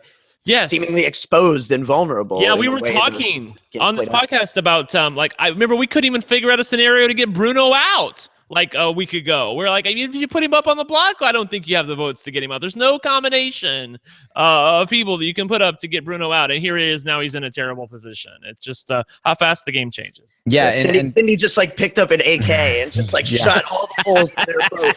Which is exactly I'm tired of floating on this sea. Damn it. I want to see what sinking feels like. Which is exactly what happened last time with Cindy. And she did the same thing to Kevin last time, where she took out one of his closest allies and trashed his game. And only Cindy therapy. And it obviously happened to Bruno, but Bruno was the beneficiary last time, and this time he's on the receiving end of it, which I thought was very funny. They are pointing out in the chat, Jackie is definitely not solidly on board with Bruno and Kevin anymore. Right. I was just going to point that out myself. She made the deal today with Ica, yes, right? Yes. Yeah. She made a truce with Ica. So I mean, it's definitely how long that lasts until Ica's destroying more macaroni art. Well, I mean, I feel like Jackie's at least a competent, maybe replacement level player, maybe below replacement level, but she realizes that there are the numbers over here, and I need to go over here. Not only that, but Bruno and Kevin really dropped the ball during the double eviction when Jackie won the veto. They didn't look happy for her at all. In fact, they looked sullen that she had won the veto. That's just Big Brother 101. You have to pretend to be nice to people. She won the veto. She thought her ass was on the line during that double. She wins the veto. Remember, people are always the hero of their own story. So Jackie thinks she's the hero. She's like, I was in trouble, and I won the veto and got myself pulled off. And the people I'm working with weren't even happy for me to win it. So she's totally over them. Well, not totally over them, but she's mostly over them at this point. Yeah, and that said, I think the people that are saying that she's completely lost to them and that she'll never go, don't agree with that. That's not true at all. Jackie is somebody who is going to sway with the wind, and she's going to go wherever she feels it most benefits her. So I do not think we should be saying because she made a truce with Ica, she is now with Ica. I don't think that's the case. We're talking about Ica here. She's the textbook Big Brother floater, I think, Jackie. She really she's in there. She didn't really understand the game. She gets in there, and the immediate thing that hits you is fear. And fear has just, I think, overridden her decisions all game. She gravitates towards the person in power. She is sticking close to someone who seems like they're in a good spot. She just keeps picking the wrong person because she's not very good. She picked Cass, and then Cass's boat sank, and then she went to Netta. I didn't know. She was so manipulative, and I'm just Jackie. And all right. And then she's the same with Netta. And now again, where she had been really kind of up Netta's butt the last week or two. And she's just, turning that around and saying they were manipulating me and I'm stupid. And it's well, we know, but this is the game that people say they don't like. This is an Adam Pock game right now. Yeah. It's being played from Jackie. A little bit. I think she's maybe a little more savvy than Adam. I'm with you. I promise. All right. It's a new week. HOA, at some point. All right, fine. Yeah. All right. So question from Nikki on Twitter. Who is the best player left in the house, or at least who is playing the best game right now? What do you think, Brent?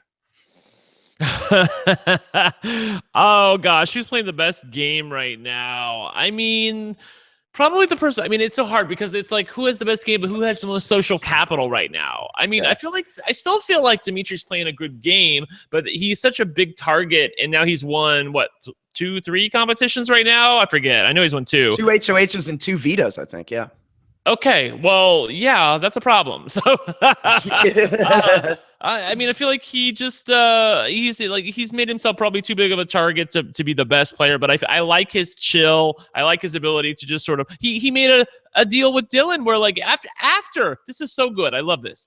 After Dimitri's won the veto, he goes to, and I know that maybe he's a little bit worried that Ika could be the replacement, but not really. He goes to Dylan and says, look, I understand where you're coming from, man. I get it. Just so you know, if I win HOH next week, I'm not targeting you. I'm not putting you up.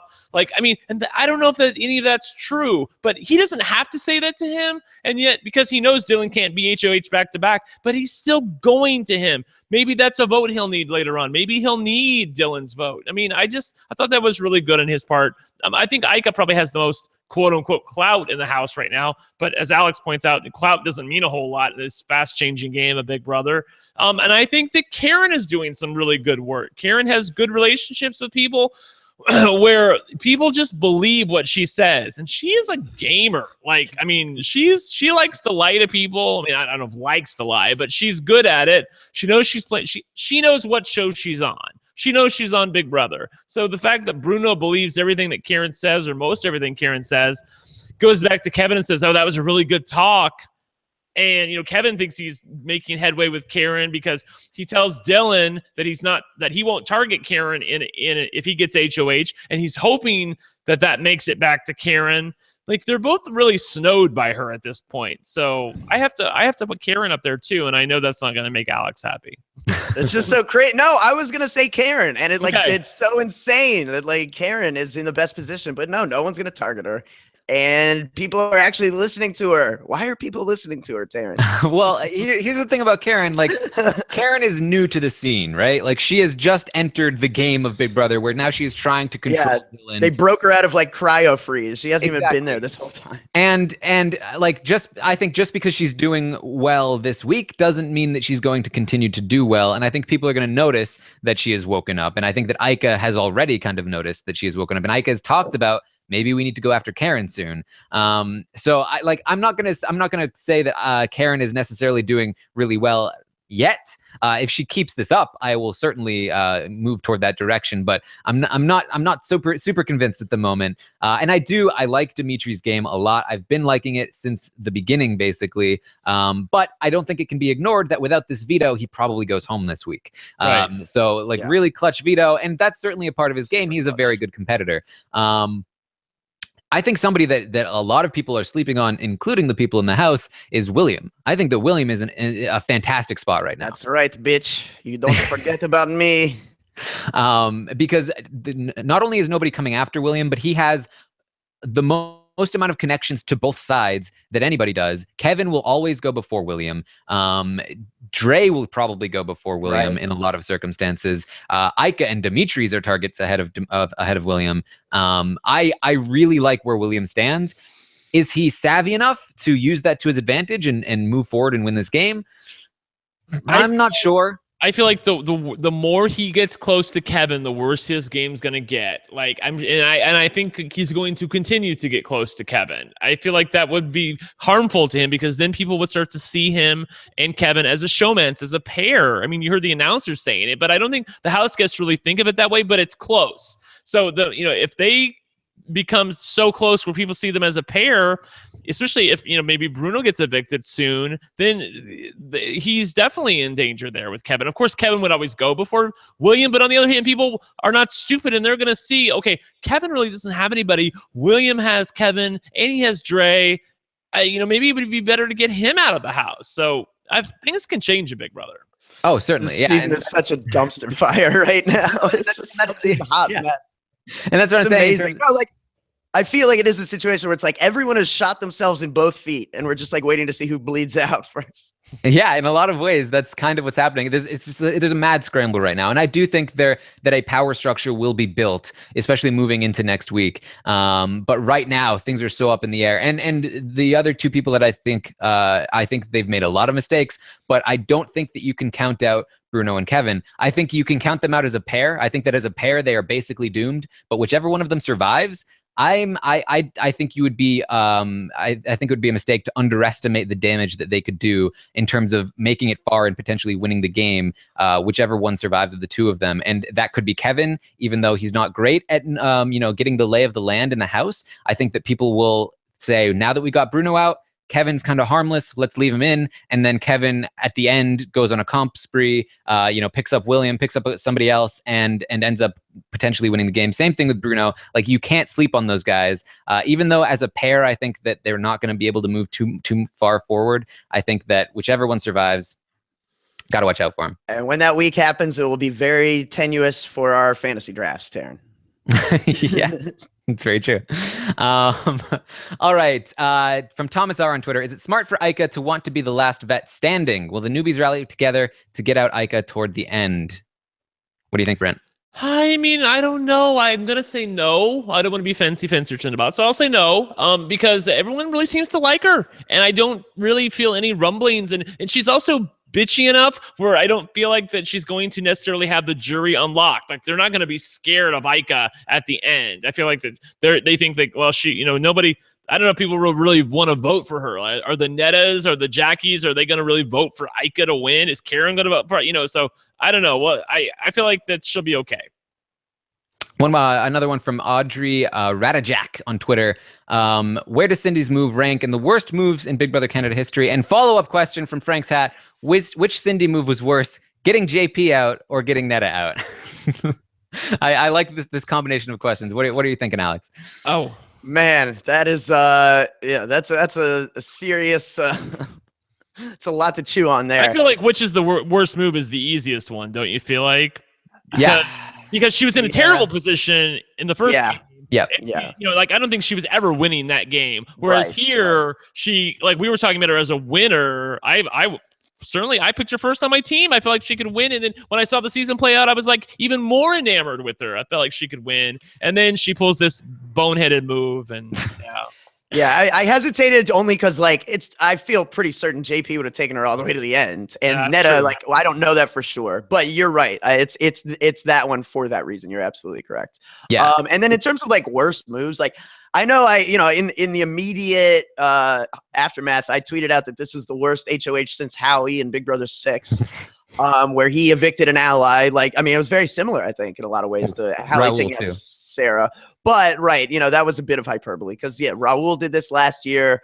Zach Rance did this pretty stupidly at a point. So we've definitely seen people convinced to go against their own interests. I just think for me, what made this so bad was with Zach, you could be like, all right, well, Derek's a hell of a pitch man. You know what I mean? With some of these people, it's like, all right, they really got snowed by a good player. Cindy got, she got hammered by Ica, but Ica wasn't giving her good reasons for Cindy, this is why for your game, you need to take out Netta. It was like, send Netta home. You do it. You do it now. Do it right now. You do that. And it's like, she did it. How about that? Right. It works. By the way, speaking of Netta, I just want to as an addendum, I feel like we should have her on the podcast at some point, but Stina Nitz has a little rebuttal to the two of you. Yeah, I saw it. It's still... Yeah. Oh well, all right, bitch. Let me get it out. She says, Netta no longer, in regards to this move, Netta no longer had Dylan's ear. He lumped her in with Bruno and Kevin as a reason why Emily left, especially after Netta berated Emily in the bedroom before she left. So he doesn't think that that would have done any good there, and he thinks that ultimately it was going to play out the same way. She thinks it was ultimately going to play out the same way because of that. Right, but I we need that alternate universe. I know, right? Not only is that not set in stone, but that was one of many reasons that we were using to that was one rebuttal to one point of the things that we were talking about.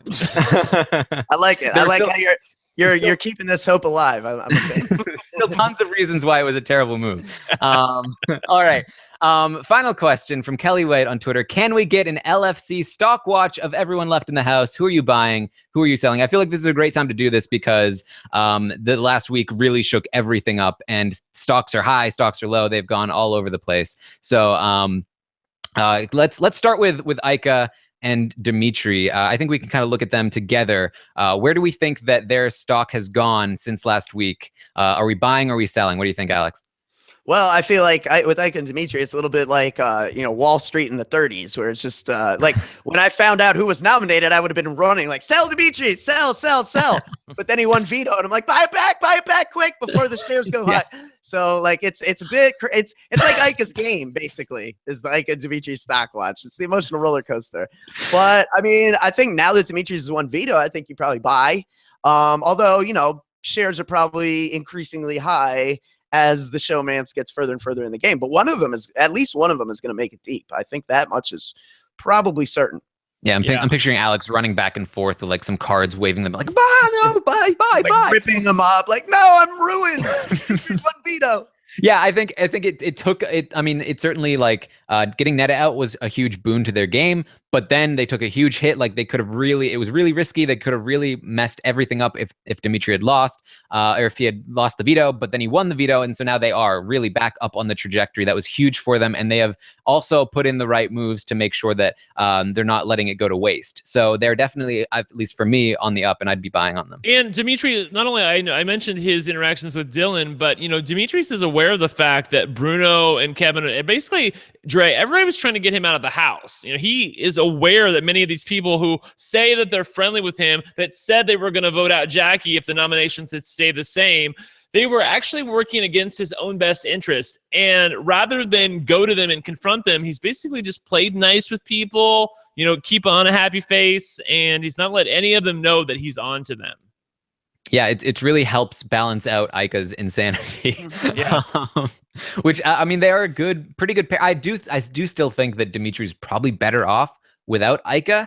I think that he's a really capable player, and that a lot of times I think that he's in danger this week because of Ica, and he almost went home largely because of his connection to her. But I think still them together, they still have qualities that balance well with each other, and that they're able to do things that maybe each one individually wasn't capable of doing. If he had gone home this week, it would have been, largely Ica, but then also partly on Cass for like in day 2, making him have a fight with Dylan he didn't need to have. That's still like causing ramifications this season. Like they're still like, that guy's coming after me, and it all goes back to that. Yeah. All right. So next, let's look at Dre and William. Where are they on the scales from last week to this week? Are they looking up or are they looking down? What do you think, Brent? I think they're looking up because last week I felt like a majority of the house wanted to target them, even ahead of Ica and Dimitri's. But now I don't really feel that way anymore. And I feel like that part of it is their own ineptitude at bad gaming. Like they're not as feared anymore. And Dre, to her credit, has made some, bonds with some people who aren't named William. Look, I'm trying to give her a compliment. Yeah, it's not easy. Yeah. William, through his own bad gameplay, has cemented his relationship with Kevin to the point where people are starting to doubt his loyalty. But still, they're in a better position now than they were a week ago. I really feel like that because I felt like they were imminently in harm. We said Rob had us power rank the people most likely to be evicted during the double eviction, and I put Dre at number 1. And now I don't feel like that anymore. That's right. You buy shares of William. That's what you do. No, yeah, I definitely agree. I think what's really huge, is William put up Dylan in his showmance and evicted one of them. And then Dylan, there's the double, but, for, all, tangible purposes, Dylan basically wins the next HOH and doesn't nominate William at all. So I think that's very telling. The fact that like the guy whose showmates he just took out he's not even on that guy's radar. Like, yeah, you got to be loving William's spot. Right. Well, just to be clear, like he had safety, so he couldn't nominate him, obviously. But that's right. I keep forgetting about the damn safety card. I know, but I know people are going to wrinkles, big brother. Too many wrinkles. People are going to. I'm not trying to make you look bad, but I know people are going to come for us if we don't say that. They will. Yeah. No, I agree. Thank you for saving my wig, Brent. It was pinned on pretty closely. But I do feel like I do agree with you though that even if he didn't have the safety, I never heard boo from him about William. Like he's not mad that he got the safety. He would have never targeted him. Yeah. All right. Bruno and Kevin, I think we've talked about this a lot. They've definitely fallen quite a bit. No disagreements here. No disagreements here. I feel like there's 10 people in the house and they're number 9, number 10. Like I mean, I guess maybe they're number 8, number 9, since I guess Cindy would probably be number 10 right now. Yeah. But yeah, I feel like that they're in a bad spot, man, because That stock was so high too. It was too. It was. Wow, it was high. I should have. But if you haven't sold if you didn't sell by the end of Thursday night, like then you're pretty much that guy jumping off the building in the Great Depression. Like you might as well hold now. Because you're, tanked so far, you got to just hope it rises again now. Like, you paid too much, and you hope they win an 8. Look, I mean, they're two strong guys, very, very competitive. I mean, if they want to win an HOH, I wouldn't bet against them. And then you never know what's going to happen. Then what if I'm curious what you think if Bruno or Kevin wins HOH?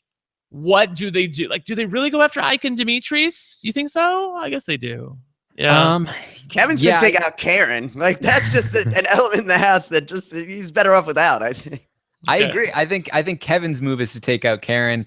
Bruno is poisonous. Bruno's just in such a hard spot. Like it's hard to even imagine what Bruno can do to rally troops against anybody. If he takes a shot at Ike and Demetrius, then he's taken out the only other like reasonable target other than himself. But they hate him and they want him gone, so he has to get them out. He's in a really tough spot. Yeah. Let's talk about Jackie. I feel like Jackie, for the most part, is largely unchanged from her previous weeks. Like because Jackie's game isn't reliant on either side because she's kind of just floating around trying to survive however she can. Yeah. Jackie's like tumbleweed in the house, just drifting by. Oh yeah, tumbleweed Jackie. Let's get a Photoshop of Jackie's face on a tumbleweed. And Cindy, as we talked about, I think Cindy went from like top 3 to very bottom in the course of 1 week. Yeah. Really, it's really hard to do that fast and that quickly. Yeah. That's one of those moments where you wish Big Brother Stock Watch was a real stock, so you could have like a YouTube montage of everyone selling Cindy on Thursday night, like. Yeah, and all those people screaming at me like, "Oh, you're so biased. Cindy made a great move." Like, "Oh, blah, blah, blah." They would have been like totally. Well, it wasn't so. They held a day or two too long. I think it wasn't so evident at first because you listened to the podcast that Jordan did with the 3 girls, and they basically were in agreement that. And I forget what Melissa's opinion was, but the rest of them were like Peely said she liked this move to get rid of Netta, that it wasn't a bad move. Jordan thought it was a good move, so. I'm not. Again, I look as bad as them right now. I'm not trying to make them look bad. I'm just as terrible. But I'm just saying it wasn't quite so obvious from the beginning to think that removing Netta from the Jenga board was going to be the total downfall of Cindy's game. I felt like there were a couple. Again, I get where you're coming from. If she doesn't make that move, then the other moves, the other bad luck that she's gotten can't happen after that point. But she did get a little bad luck in terms of, the guy that she nominated with Netta winning the HOH and then him making this deal with the other people that he's, even though he wants to go after them, he's not going to do it. So Cindy's the only target left on the board. I mean, I understood where she was coming from. Nikki absolutely was worst case scenario. There were scenarios where this doesn't immediately backfire on her. Oh yeah, for sure. But it was still a terrible move. And Nikki in the chat says they were all just sad and so they couldn't think straight. So I think maybe there was a little bit of that happening. I think the other side too. People were very excited about it and they weren't necessarily thinking about the ramifications for Cindy's game.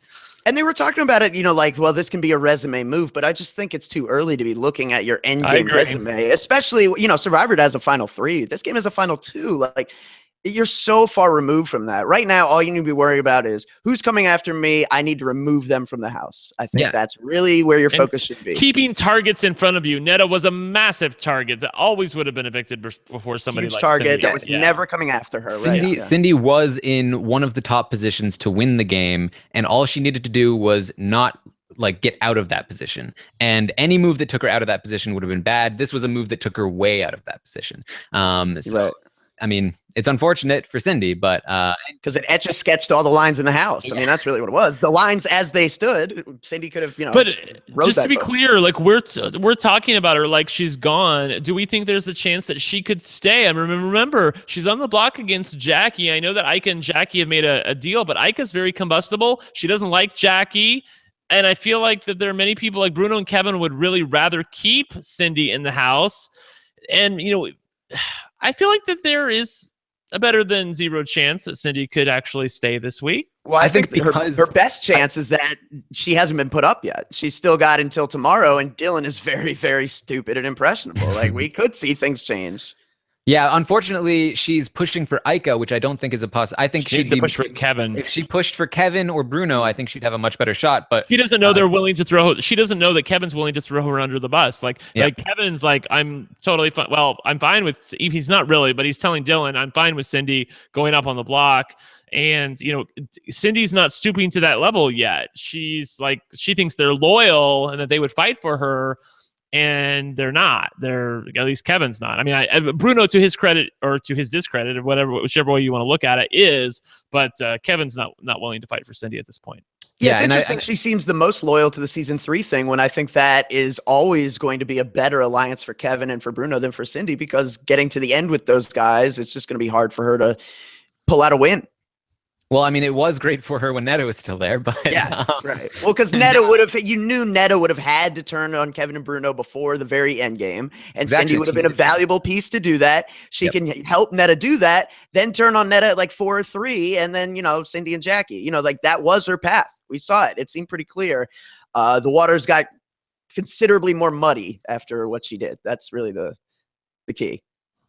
Yeah, and I think any chance Cindy has left after getting nominated is just because Ica is there, and Ica could do basically anything. But it does seem like Ica is fairly set in her ways at the moment, in terms of being very willing to let Cindy go. Okay, especially a lot after of time. This truce. 4 days. Certainly. Yeah, certainly. We'll see.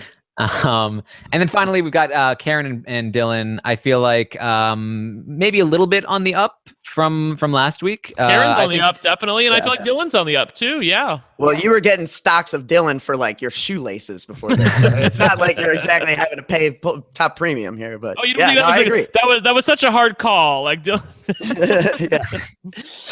Yeah, they're up from 0. Yes, indeed they are. Exactly. Like Dylan, I feel like is up in terms of like longevity in the game, and Karen, I think, has for the first week in the entire game, basically, I think is starting to get some win equity, where before she was a GOAT, now she does have some claim to like, I was controlling Dylan, I was making these moves, which hadn't happened before. I think it's also going to put her in danger moving forward. She's not as appealing as a GOAT anymore, but I can actually see a scenario where Karen wins this game now, and that was not the case before. Yep. And that scenario's named Jackie. But could still climb. She's on the right path. Yeah. You're right. Win equity was 0, and now it's Jackie? 1/10. I feel like she can win against that Dylan. is. I feel like she can win against Dylan too. Don't you think? Maybe. Oh yeah. Maybe. I think Dylan is the lowest on the totem pole in terms of win equity. Right. Yeah. I think even Jackie could beat Dylan at this point. Good luck telling him that.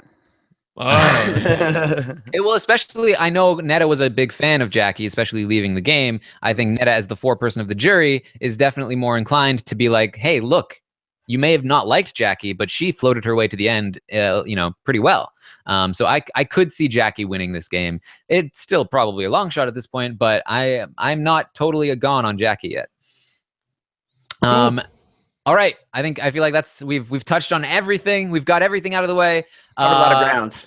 Yes, can we think of a hashtag? Let me know in the chat if you have one. If you guys have one at all. I really like the Mommy Dearest Alliance name for Dylan and Karen. Is it Mommy Dearest or Mummy Dearest? What'd you say? It's Mommy Dearest, or is it Mother? Yeah. No. I mean, the movie's Mommy Dearest. MOMMIE. Yeah, exactly.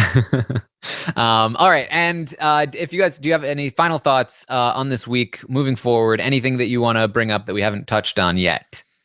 I mean, nothing as far as Big Brother goes. I'm really excited for this week, though. We recorded our RuPaul's Drag Race episode 4 with Liana and Mike earlier today. That should be out sometime tonight or early tomorrow, so make sure you look for that. You can follow me on Twitter at OneLuckyGay. I'll go ahead and say yours, too. You can follow Alex on Twitter at AlexKidwell. You can follow Taryn at Armstrong Taryn. Sorry, Taryn. I know I took your tagline, but I wanted to say it one time.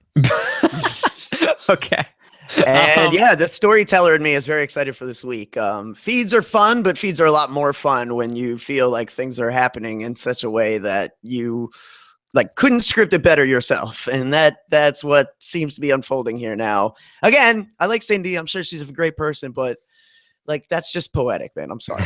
Yeah, and you know, and like I think we should be a little bit sympathetic. I think Cindy is probably going to be really upset with herself when she is sitting in jury with Netta, and it's the same exact thing that happened last time. I actually like it is beautiful and it's poetic. I do feel sorry for her, though. I do feel sorry for too. Yeah. We need I hope cameras Jordan though, gets please to moderate- cameras. I hope Jordan gets to moderate the jury roundtable. So he and Netta can be like, God, what is wrong with you? He just shows up and starts screaming for 30 seconds. Yeah, right. It'd be great. All right. I believe it will be Brent and I on tomorrow with Rob to talk about tomorrow night's episode. We'll be talking about the nominations. And then Alex and Melissa will join Jordan on Wednesday night talking about what happens with the veto. And we also have a live show coming up in Toronto. We will be watching the live eviction Thursday night at the Sheridan Center. And then we'll be talking about it live, doing a live podcast. There'll be some BB Can alum there. It'll be awesome. We'll hang out afterward. There's a bar get together afterward. These things are always a lot of fun. So definitely check that out. Tickets are on Eventbrite. You can, I believe they're still available if you want to come. I hope everyone comes to this because it's like May. What? May 11th. Yeah, May 11th. May 11th is the show. Yeah. All right. These are awesome. You will totally miss out if you don't come. And you can hang out with us. You can talk to us. Like I don't know, we're pretty lame, but like still, you can talk to us. There'll probably be cooler people there, I'm sure. Yeah, there'll be a lot cooler people there, but we'll also be there, and you can like touch us and be like, hey, you're real. We've also got Team Ninja Warrior premiering next week, or not next week, this Tuesday on USA. This is really a fun version of American Ninja Warrior. Lita and I will be talking about it in some form or another, and that will, I think, be a lot of fun. So keep an eye out for that if you're interested at all. So for Brent and Alex, I'm Taron Armstrong. #MommyDearest. We'll see you next time.